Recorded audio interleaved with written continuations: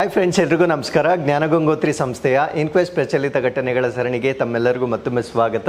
ಇವತ್ತು ನಾವು ಸಂಚಿಕೆ ಸಂಖ್ಯೆ 734 ಡಿಸ್ಕಸ್ ಮಾಡ್ತಾ ಇದ್ವಿ. ದಿನಾಂಕ 9 ಮತ್ತು 10 ಆಗಸ್ಟ್ 2024. ಸೊ ಪ್ರಚಲಿತ ಘಟನೆಗಳ ಜೊತೆಗೆ ಕೆಲವೊಂದು ಇಂಪಾರ್ಟೆಂಟ್ ಸ್ಕೀಮ್ಸನ್ನು ಕೂಡ ನಾವಿಲ್ಲಿ ಡಿಸ್ಕಸ್ ಮಾಡ್ತಾ ಇದ್ದೇವೆ. ಸೊ ಇವತ್ತಿನ ಅಪ್ಡೇಟ್ಸನ್ನು ತಿಳಿಯೋದಕ್ಕಿಂತ ಮುಂಚೆ ಕಳೆದ ಸಂಚಿಕೆ 2 ಪ್ರಶ್ನೆಗಳ ಉತ್ತರಗಳು, ಪ್ರಶ್ನೆ ಸಂಖ್ಯೆ 1ಕ್ಕೆ ಆಪ್ಷನ್ ಡಿ ಮತ್ತು ಪ್ರಶ್ನೆ ಸಂಖ್ಯೆ 2ಕ್ಕೆ ಆಪ್ಷನ್ ಬಿ ಸರಿ ಉತ್ತರವಾಗಿರುತ್ತೆ. ಹಾಗಿದ್ರೆ ಇವತ್ತಿನ ಮೊದಲನೇ ಪ್ರಶ್ನೆಗೆ ಬರೋಣ. ಶೋಭನಾ ರಾನಡೆ ಅವರು ವಿನೋಬಾ ಭಾವೆ ಅವರೊಂದಿಗೆ ಯಾವ ಚಳುವಳಿಯಲ್ಲಿ ನಿಕಟವಾಗಿ ಕೆಲಸ ಮಾಡಿದರು? Which movement did Shobhana Ranade work closely with Vinoba Bhave? So ನಾನು ಕೇಳ್ತಾ ಇರ್ತಕ್ಕಂಥ ಪ್ರಶ್ನೆಯಲ್ಲಿರ್ತಕ್ಕಂಥ ವ್ಯಕ್ತಿ ಶೋಭನಾ ರಾನಡೆ. ಸೊ ಇವರು ಇತ್ತೀಚೆಗೆ ನಿಧನವನ್ನ ಹೊಂದಿರುವ ಕಾರಣದಿಂದ ಇವರ ಬಗ್ಗೆ ನಾವು ಪ್ರಶ್ನೆಯನ್ನ ಕೊಟ್ಟಿರ್ತೇವೆ. ಸೊ ಇವರು ವಿನೋಬಾ ಭಾವೆ ಅವರೊಂದಿಗೆ ಯಾವ ಒಂದು ಚಳುವಳಿಯಲ್ಲಿ ಪಾರ್ಟಿಸಿಪೇಟ್ ಮಾಡಿದ್ರು ಅನ್ನೋದು ನಮ್ಮ ಪ್ರಶ್ನೆ ಆಗಿರುತ್ತೆ. ಸೊ ಈ ಪ್ರಶ್ನೆಗೆ ಸರಿಯಾದ ಉತ್ತರ ಭೂದಾನ ಚಳುವಳಿಯಲ್ಲಿ ಅವರು ಪಾರ್ಟಿಸಿಪೇಟ್ ಮಾಡಿರ್ತಾರೆ. ಸೊ ಈ ಒಂದು ಪ್ರಶ್ನೆಯನ್ನ ಕೊಡ್ಲಿಕ್ಕೆ ಕಾರಣ ಏನು ಅಂದ್ರೆ, ಗಾಂಧಿಯನ್ ಅಥವಾ ಗಾಂಧಿವಾದಿ ಆಗಿದ್ದಂತಹ ಶೋಭನಾ ರಾನಡೆ ಅವರು ತಮ್ಮ 99ನೇ ವಯಸ್ಸಿನಲ್ಲಿ ನಿಧನರಾಗಿರ್ತಕ್ಕಂಥದ್ದನ್ನ ನಾವಿಲ್ಲಿ ನೋಡ್ಬೋದಾಗಿರುತ್ತೆ. ಹಾಗಿದ್ರೆ ಅವರ ಜನನ ಆಗಿರ್ತಕ್ಕಂಥದ್ದು ಅಕ್ಟೋಬರ್ 26, 1924 ಅಲ್ಲಿ ಅವರ ಜನನ ಆಗುತ್ತೆ. ವೆನ್ ಶಿ ವಾಸ್ 18, ಅವರು 18 ವರ್ಷ ವಯಸ್ಸಿದ್ದಾಗ ಮಹಾತ್ಮ ಗಾಂಧಿ ಅವರನ್ನ ಭೇಟಿ ಆಗ್ತಾರೆ. ಸೊ ಅದಾದ್ಮೇಲೆ ಅವರಿಂದ ಪ್ರಭಾವಿತರಾಗಿರ್ತಕ್ಕಂಥದ್ದನ್ನ ನಾವು ನೋಡ್ಬೋದಾಗಿರುತ್ತೆ. ಸೊ ಅವರು ತಮ್ಮ ಜೀವನವನ್ನ ಈ ಒಂದು ಗಾಂಧಿಯನ್ ಪ್ರಿನ್ಸಿಪಲ್ಸ್ ಅಥವಾ ಗಾಂಧಿ ತತ್ವಗಳೇನಿರುತ್ತೆ ಅದಾದ್ಮೇಲೆ ಈ ಒಂದು ಸೋಷಿಯಲ್ ವರ್ಕ್ ಅಥವಾ ಸಾಮಾಜಿಕ ಸೇವೆಗಾಗಿ ಮುಡಿಪಿಟ್ಟಿರ್ತಕ್ಕಂಥದ್ದನ್ನ ನಾವು ನೋಡ್ಬೋದಾಗಿರುತ್ತೆ. ಸೊ ಪರ್ಟಿಕ್ಯುಲರ್ಲಿ ಅವರು ವರ್ಕ್ ಮಾಡಿರ್ತಕ್ಕಂಥ ಕ್ಷೇತ್ರ ಏನು ಅಂದ್ರೆ ಅಪ್ಲಿಫ್ಟಿಂಗ್ ದಿ ಅಂಡರ್ ಪ್ರಿವಿಲೇಜ್ಡ್, ಅಂದ್ರೆ ಹಿಂದುಳಿದ ವರ್ಗಗಳನ್ನ ಮುನ್ನೆಲೆಗೆ ತರ್ತಕ್ಕಂಥದ್ದು. ಅದರಲ್ಲೂ ಕೂಡ ವಿಮೆನ್ ಮತ್ತೆ ಚಿಲ್ಡ್ರನ್, ಮಕ್ಕಳು ಮತ್ತು ಮಹಿಳೆಯರಿಗೆ ಸಂಬಂಧಪಟ್ಟಂತೆ ಸಾಮಾಜಿಕ ಚಟುವಟಿಕೆಗಳಲ್ಲಿ ತೊಡಗಿಸಿಕೊಳ್ತಕ್ಕಂಥದ್ದನ್ನ ನಾವು ನೋಡ್ಬೋದಾಗಿರುತ್ತೆ. ಸೊ ಅದಾದ್ಮೇಲೆ ನಾವು ಪ್ರಶ್ನೆಯಲ್ಲಿ ಕೊಟ್ಟಿರುವ ಹಾಗೆ ಅವರು ವಿನೋಬಾ ಭಾವೆಯೊಂದಿಗೂ ಕೂಡ ಕೆಲವೊಂದು ಮೂಮೆಂಟ್ಸ್ ಗಳಲ್ಲಿ ಪಾರ್ಟಿಸಿಪೇಟ್ ಮಾಡ್ತಾರೆ. ಸೊ ಅದರಲ್ಲಿ ನಾವು ಕೇಳಿರ್ತಕ್ಕಂಥ ಮೂಮೆಂಟ್ ಯಾವುದು ಅಂದ್ರೆ ಭೂದಾನ ಮೂಮೆಂಟ್ ಅಲ್ಲಿ ಅವರು ಪಾರ್ಟಿಸಿಪೇಟ್ ಮಾಡ್ತಾರೆ. ಸೊ ಭೂದಾನ ಮೂಮೆಂಟ್ ಇದರ ಸಿಗ್ನಿಫಿಕೆನ್ಸ್ ಅಥವಾ ಮಹತ್ವ ಏನಾಗಿತ್ತು ಅಂದ್ರೆ encouraging land owners to donate land to the poor. So ಈ ಒಂದು ಭೂ ಮಾಲೀಕರು ಏನಿರ್ತಾರೆ ಸೊ ಅವರು ಬಡವರಿಗೆ ಭೂಮಿಯನ್ನ ದಾನ ಮಾಡಲಿಕ್ಕೆ ಪ್ರೋತ್ಸಾಹ ಮಾಡ್ತಕ್ಕಂಥ ಒಂದು ಮೂಮೆಂಟ್ ಆಗಿರುತ್ತೆ. ಸೊ ಆ ಒಂದು ಮೂಮೆಂಟ್ ಅನ್ನ ಭೂದಾನ ಮೂಮೆಂಟ್ ಅಂತ ಕರೀತೇವೆ. ಸೊ ಇದರಲ್ಲಿ ಅವರು ವಿನೋಬಾ ಭಾವೆಯರೊಂದಿಗೆ ಪಾರ್ಟಿಸಿಪೇಟ್ ಮಾಡಿರ್ತಕ್ಕಂಥದ್ದನ್ನ ನಾವು ನೋಡ್ಬೋದಾಗಿರುತ್ತೆ. ಸೊ ಅದಾದ್ಮೇಲೆ ಈ ಒಂದು ಅಭಿಯಾನದ ಜೊತೆಗೆ she also involved in Ganga Bachao ಅಭಿಯಾನ. ಸೊ ಗಂಗಾ ನದಿ ಏನಿರುತ್ತೆ ಸೊ ಅದರ ಪೊಲ್ಯೂಷನ್ ಅಥವಾ ಮಾಲಿನ್ಯವನ್ನ ಕಡಿಮೆ ಮಾಡಲಿಕ್ಕೆ ಆ ಗಂಗಾ ಬಚಾವೋ ಈ ಒಂದು ಅಭಿಯಾನದಲ್ಲೂ ಕೂಡ ಪಾರ್ಟಿಸಿಪೇಟ್ ಮಾಡಿರ್ತಕ್ಕಂಥದ್ದನ್ನ ನಾವು ನೋಡ್ಬೋದಾಗಿರುತ್ತೆ. ಸೊ ಇವರು ಒಂದು ಸಂಸ್ಥೆಯ ನಿರ್ಮಾಣದಲ್ಲೂ ಕೂಡ ಅವರ ಒಂದು ಕಾಂಟ್ರಿಬ್ಯೂಷನ್ ಇರುತ್ತೆ. So she played a pivotal role in establishing the Gandhi national memorial society and training institute at Aga Khan palace in Pune. So ಪುಣೆಯ ಆಗಾ ಖಾನ್ ಪ್ಯಾಲೇಸ್ ನಲ್ಲಿ ಸೊ ಈ ಒಂದು ಗಾಂಧಿ ನ್ಯಾಷನಲ್ ಮೆಮೋರಿಯಲ್ ಸೊಸೈಟಿ ಮತ್ತೆ ತರಬೇತಿ ಸಂಸ್ಥೆ ಏನಿರುತ್ತೆ ಸೊ ಇದರ ನಿರ್ಮಾಣ ಕಾರ್ಯದಲ್ಲೂ ಕೂಡ ಅವರು ಪ್ರಮುಖವಾಗಿ ಪಾತ್ರ ವಹಿಸಿರ್ತಕ್ಕಂಥದ್ದನ್ನ ನಾವು ನೋಡಬಹುದಾಗಿರುತ್ತೆ. She was also a trustee of the Kasturba Gandhi national memorial trust, ಅಂದ್ರೆ ಕಸ್ತೂರಬಾ ಗಾಂಧಿ ರಾಷ್ಟ್ರೀಯ ಸ್ಮಾರಕ ಟ್ರಸ್ಟ್ ಏನಿರುತ್ತೆ ಸೊ ಅದರ ದತ್ತಿಯಾಗಿ ಅಥವಾ ಟ್ರಸ್ಟಿಯಾಗಿ ಕೂಡ ಅವರು ಆಗಿರ್ತಕ್ಕಂಥದ್ದನ್ನ ನಾವು ನೋಡಬಹುದಾಗಿರುತ್ತೆ. ಸೊ ಅದಾದ್ಮೇಲೆ ಅವರಿಗೆ ಬಂದಿರತಕ್ಕಂಥ ರಿನೌಂಡ್ ಅವಾರ್ಡ್ಸ್ ಗಳಲ್ಲಿ 2011ರಲ್ಲಿ India's 3rd highest civilian award ಆಗಿರ್ತಕ್ಕಂಥ ಪದ್ಮಭೂಷಣ ಅವಾರ್ಡ್ ಅನ್ನ ಇವರು ಸ್ವೀಕರಿಸಿರ್ತಕ್ಕಂಥದ್ದನ್ನ ನಾವು ನೋಡಬಹುದಾಗಿರುತ್ತೆ. ಸೊ ಇಷ್ಟು ಮಾಹಿತಿ ನಮಗೆ ಇವರ ಬಗ್ಗೆ ಗೊತ್ತಿರಬೇಕಾಗಿರುತ್ತೆ. So with this let's get into question number 2. So Amrut scheme ಅಥವಾ ಅಮೃತ್ ಯೋಜನೆ ಅಂತ ಕರಿತೇವೆ. ಸೊ ಇದರ ಮುಖ್ಯ ಉದ್ದೇಶ ಯಾವುದು ಅನ್ನೋದು ನಮ್ಮ ಪ್ರಶ್ನೆ ಆಗಿರುತ್ತೆ. So what is one of the major objectives of the Atal mission for rejuvenation and urban transportation ಅಂತ ಕರಿತೇವೆ. ಸೊ ಈ ಒಂದು ಯೋಜನೆಯನ್ನ ಇನ್ ಶಾರ್ಟ್ ನಾವು ಅಮೃತ್ ಅಂತ ಕರಿತೇವೆ. ನೋಡಿ, ಇದರ ಎಕ್ಸ್ಪ್ಯಾನ್ಷನ್ ಅಲ್ಲಿಯೇ ನಗರ ಅಂತ ಇದೆ. ಸೊ ಹಾಗಿದ್ರೆ ಈ ಒಂದು ಯೋಜನೆ ಅಂತಕ್ಕಂಥದ್ದು ನಗರಗಳಿಗೆ ಸಂಬಂಧಪಟ್ಟಿರ್ತಕ್ಕಂಥ ಯೋಜನೆ ಆಗಿರುತ್ತೆ. ಸೊ ಇದರಲ್ಲಿ ಸಾಕಷ್ಟು ಆಬ್ಜೆಕ್ಟಿವ್ಸ್ ಇರುತ್ತೆ. ಆ ಆಬ್ಜೆಕ್ಟಿವ್ಸ್ ಗಳಲ್ಲಿ ಒಂದು ಪ್ರಮುಖವಾಗಿರ್ತಕ್ಕಂಥ ಆಬ್ಜೆಕ್ಟಿವ್ ಯಾವುದು ಅನ್ನೋದು ನಮ್ಮ ಪ್ರಶ್ನೆ ಆಗಿರುತ್ತೆ. ಸೊ ಈ ಪ್ರಶ್ನೆಗೆ ಸರಿಯಾದ ಉತ್ತರ ನಗರ ಪ್ರದೇಶಗಳಲ್ಲಿ ಮೂಲಭೂತ ನಾಗರಿಕ ಸೌಕರ್ಯಗಳನ್ನ ಒದಗಿಸ್ತಕ್ಕಂಥದ್ದು ಅಥವಾ ಪ್ರೊವೈಡಿಂಗ್ ಬೇಸಿಕ್ ಸಿವಿಕ್ ಅಮ್ಯುನಿಟೀಸ್ ಇನ್ ಅರ್ಬನ್ ಏರಿಯಾಸ್. ಸೊ ಈ ಒಂದು ಆಬ್ಜೆಕ್ಟಿವ್ ಅಥವಾ ಉದ್ದೇಶದ ವತಿಯಿಂದ ಪ್ರಾರಂಭ ಮಾಡಿರ್ತಕ್ಕಂಥ ಯೋಜನೆಯನ್ನ ನಾವೇನಂತ ಕರಿತೀವಿ ಅಂದ್ರೆ ಅಮೃತ್ ಯೋಜನೆ ಅಂತ ಕರಿತೇವೆ. ಸೊ ಈ ಒಂದು ಯೋಜನೆ ಬಗ್ಗೆ ನಾವು ಡಿಸ್ಕಸ್ ಮಾಡಲಿಕ್ಕೆ 2 ರೀಸನ್ಸ್ ಇದಾವೆ. ಒಂದು ವೆರಿ ಇಂಪಾರ್ಟೆಂಟ್ ಪ್ರೋಗ್ರಾಮ್ ಆಗಿರುತ್ತೆ. ಅದ್ರ ಜೊತೆಗೆ ಸೊ ಇದರ ಅಡ್ವಾನ್ಸ್ಡ್ ವರ್ಷನ್ ಅನ್ನ ಈಗ ಲಾಂಚ್ ಮಾಡಿರ್ತಾರೆ. ಸೊ ಇಷ್ಟು ದಿನ ಅಮೃತ್ 1.0 ಇತ್ತು. ಸೊ ಇನ್ಮೇಲೆ ಅಮೃತ್ 2.0 ಅನ್ನ ಲಾಂಚ್ ಮಾಡಿರುವ ಕಾರಣದಿಂದ ಸೊ ಎರಡರ ಬಗ್ಗೆ ಕೂಡ ನಾವು ಸಂಪೂರ್ಣವಾಗಿ ಇಲ್ಲಿ ಮಾಹಿತಿಯನ್ನ ಡಿಸ್ಕಸ್ ಮಾಡ್ತಾ ಬರೋಣ. ಸೊ ಫಸ್ಟ್ ಅಂಡ್ ಫಾರ್ಮೋಸ್ಟ್ ನಾವು ಅಮೃತ್ 1.0 ಬಗ್ಗೆ ನಾವು ಡಿಸ್ಕಸ್ ಮಾಡೋದಾದ್ರೆ ಸೊ ಈ ಒಂದು ಅಮೃತ್ 1.0 1.0 ಲಾಂಚ್ ಮಾಡಿರ್ತಕ್ಕಂಥದ್ದು 2015 ಅಥವಾ 2015 ಲಾಂಚ್ ಮಾಡಲಾಗಿರುತ್ತೆ. ಸೊ ಈ ಒಂದು ಕಾರ್ಯಕ್ರಮದ ಉದ್ದೇಶ ಏನಾಗಿತ್ತು ಅಂದರೆ 500 ಸಿಟೀಸ್ ಅಂದರೆ 500 ನಗರಗಳನ್ನು with a population of 1 lakh or more, ಅಂದರೆ ಅಲ್ಲಿರ್ತಕ್ಕಂಥ ಪಾಪ್ಯುಲೇಷನ್ 1 ಲಕ್ಷ ಅಥವಾ ಅದಕ್ಕಿಂತ ಜಾಸ್ತಿ ಇರಬೇಕಾಗಿರುತ್ತೆ. 60% of the urban population in the country, ಅಂದರೆ ನಮ್ಮ ಭಾರತ ದೇಶದ 60% ಈ ಒಂದು ನಗರ, ಈ ಒಂದು ಜನಸಂಖ್ಯೆ ಏನಿರುತ್ತೆ, ಸೊ ಆ ಒಂದು ಜನಸಂಖ್ಯೆಯನ್ನು ಹೊಂದಿರತಕ್ಕಂಥ ನಗರಗಳಲ್ಲಿ ಮೂಲಭೂತ ಸೌಕರ್ಯಗಳನ್ನು ವೃದ್ಧಿ ಮಾಡುವ ಒಂದು ಕಾರಣದಿಂದ ಲಾಂಚ್ ಮಾಡಿರ್ತಕ್ಕಂಥ ಪ್ರೋಗ್ರಾಮನ್ನು ನಾವು ಅಮೃತ್ ಸ್ಕೀಮ್ ಅಂತ ಕರಿತೇವೆ. So total outlay of 1 lakh crore including central assistance of 50,000 crore from 2015-16 ಇಂದ 2019-20 ವರೆಗೂ ಇದನ್ನು ಫಸ್ಟ್ ಫೇಸಲ್ಲಿ ಲಾಂಚ್ ಮಾಡಲಾಗಿರುತ್ತೆ. ಸೊ 1 lakh crore ಇದಕ್ಕೆ ಬಜೆಟ್ ಇರುತ್ತೆ. ಸೊ ಇದರಲ್ಲಿ ಕೇಂದ್ರ ಸರ್ಕಾರದಿಂದ 50% ಅಂದರೆ 50,000 crores ಸೊ ಈ ಒಂದು ಯೋಜನೆಗೆ ಡೆಡಿಕೇಟ್ ಮಾಡಿರ್ತಕ್ಕಂಥ ನಾವು ನೋಡಬಹುದಾಗಿರುತ್ತೆ. ಸೊ ಮೊದಲ ಹಂತದಲ್ಲಿ 2015ರಿಂದ 2020 ಲಾಂಚ್ ಆಗಿದ್ದಂತಹ ಒಂದು ಕಾರ್ಯಕ್ರಮವಾಗಿರುತ್ತೆ. ಸೊ ಈ ಒಂದು ಕಾರ್ಯಕ್ರಮದ ಪ್ರಕಾರ ನಗರ ಪ್ರದೇಶಗಳಲ್ಲಿ ಯಾವ ರೀತಿಯ ಮೂಲ ಸೌಕರ್ಯಗಳಿಗೆ ಒಂದು ಇಂಪಾರ್ಟೆನ್ಸ್ ಅನ್ನ ಕೊಡ್ತಾರೆ ಅಂದ್ರೆ ವಾಟರ್ ಸಪ್ಲೈ ಅಂದ್ರೆ ನೀರಿನ ಸರಬರಾಜು ಮಾಡ್ತಕ್ಕಂಥದ್ದು, ಸೆವರೇಜ್ ಅಂಡ್ ಸೆಪ್ಟೇಜ್ ಮ್ಯಾನೇಜ್ಮೆಂಟ್ ಅಂತ ಕರೀತಾರೆ, ಅಂದ್ರೆ ಅಲ್ಲಿರ್ತಕ್ಕಂಥ ಚರಂಡಿ ವ್ಯವಸ್ಥೆಗಳನ್ನ ಮ್ಯಾನೇಜ್ ಮಾಡ್ತಕ್ಕಂಥದ್ದು, ಸ್ಟಾರ್ಮ್ ವಾಟರ್ ಡ್ರೈನೇಜ್ ಅಂದ್ರೆ ಇವಾಗ ಫ್ಲಡ್ಸ್ ಆದಾಗ ಅಥವಾ ಮಳೆ ಬಂದಾಗ ಸೊ ಆ ಒಂದು ನೀರೇನಿರುತ್ತೆ ಅದನ್ನ ನಿರ್ವಹಣೆ ಮಾಡ್ತಕ್ಕಂಥದ್ದು, ಗ್ರೀನ್ ಸ್ಪೇಸಸ್ ಅಂಡ್ ಪಾರ್ಕ್ಸ್ ಅಂದ್ರೆ ಅಲ್ಲಿ ಉದ್ಯಾನವನಗಳನ್ನು ಡೆವಲಪ್ ಮಾಡ್ತಕ್ಕಂಥದ್ದು, ನಾನ್ ಮೋಟರೈಸ್ಡ್ ಅರ್ಬನ್ ಟ್ರಾನ್ಸ್ಪೋರ್ಟೇಷನ್ ಅಂತ ಕರಿತೇವೆ. ನಾನ್ ಮೋಟರೈಸ್ಡ್ ಅಂದ್ರೆ ಈ 2 wheeler 4 wheeler ಹೊರತುಪಡಿಸಿ ಈ ಸೈಕಲ್ ಟ್ರ್ಯಾಕ್ಸ್ ಗಳನ್ನ ಡೆವಲಪ್ ಮಾಡತಕ್ಕಂಥದ್ದು, ಪೆಡೆಸ್ಟ್ರಿಯನ್ ಟ್ರ್ಯಾಕ್ಸ್ ಅಂದ್ರೆ ಪಾದಾಚಾರಿಗಳ ಒಂದು ಪಾತ್ಸ್ ಗಳನ್ನ ಡೆವಲಪ್ ಮಾಡ್ತಕ್ಕಂಥದ್ದು. ಸೊ ಅದನ್ನೆಲ್ಲ ನಾವು ನಾನ್ ಮೋಟರೈಸ್ಡ್ ಅಂತ ಕರಿತೇವೆ. ಸೊ ಈ ಒಂದು ಕಾರ್ಯಕ್ರಮದಲ್ಲಿ ಮೋಟರೈಸ್ಡ್ ಟ್ರಾನ್ಸ್ಪೋರ್ಟೇಷನ್ ಬರೋದಿಲ್ಲ. ಸೊ ಅದಾದ್ಮೇಲೆ ಕೆಪಾಸಿಟಿ ಬಿಲ್ಡಿಂಗ್ ಅಥವಾ ನಗರಗಳ ಸಾಮರ್ಥ್ಯ ವೃದ್ಧಿ ಮಾಡ್ತಕ್ಕಂಥದ್ದನ್ನ ಸೊ ನಾವು ಅಮೃತ್ 1.0 ನೋಡಬಹುದಾಗಿರುತ್ತೆ.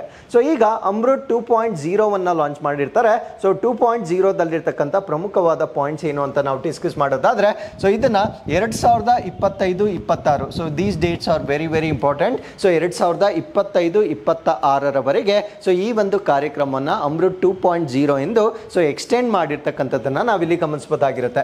ಸೊ ಇದರ ಟೋಟಲ್ ಬಜೆಟ್ ಎಷ್ಟಿರುತ್ತೆ ಅಂದ್ರೆ 2,77,000 crores ಇರುತ್ತೆ.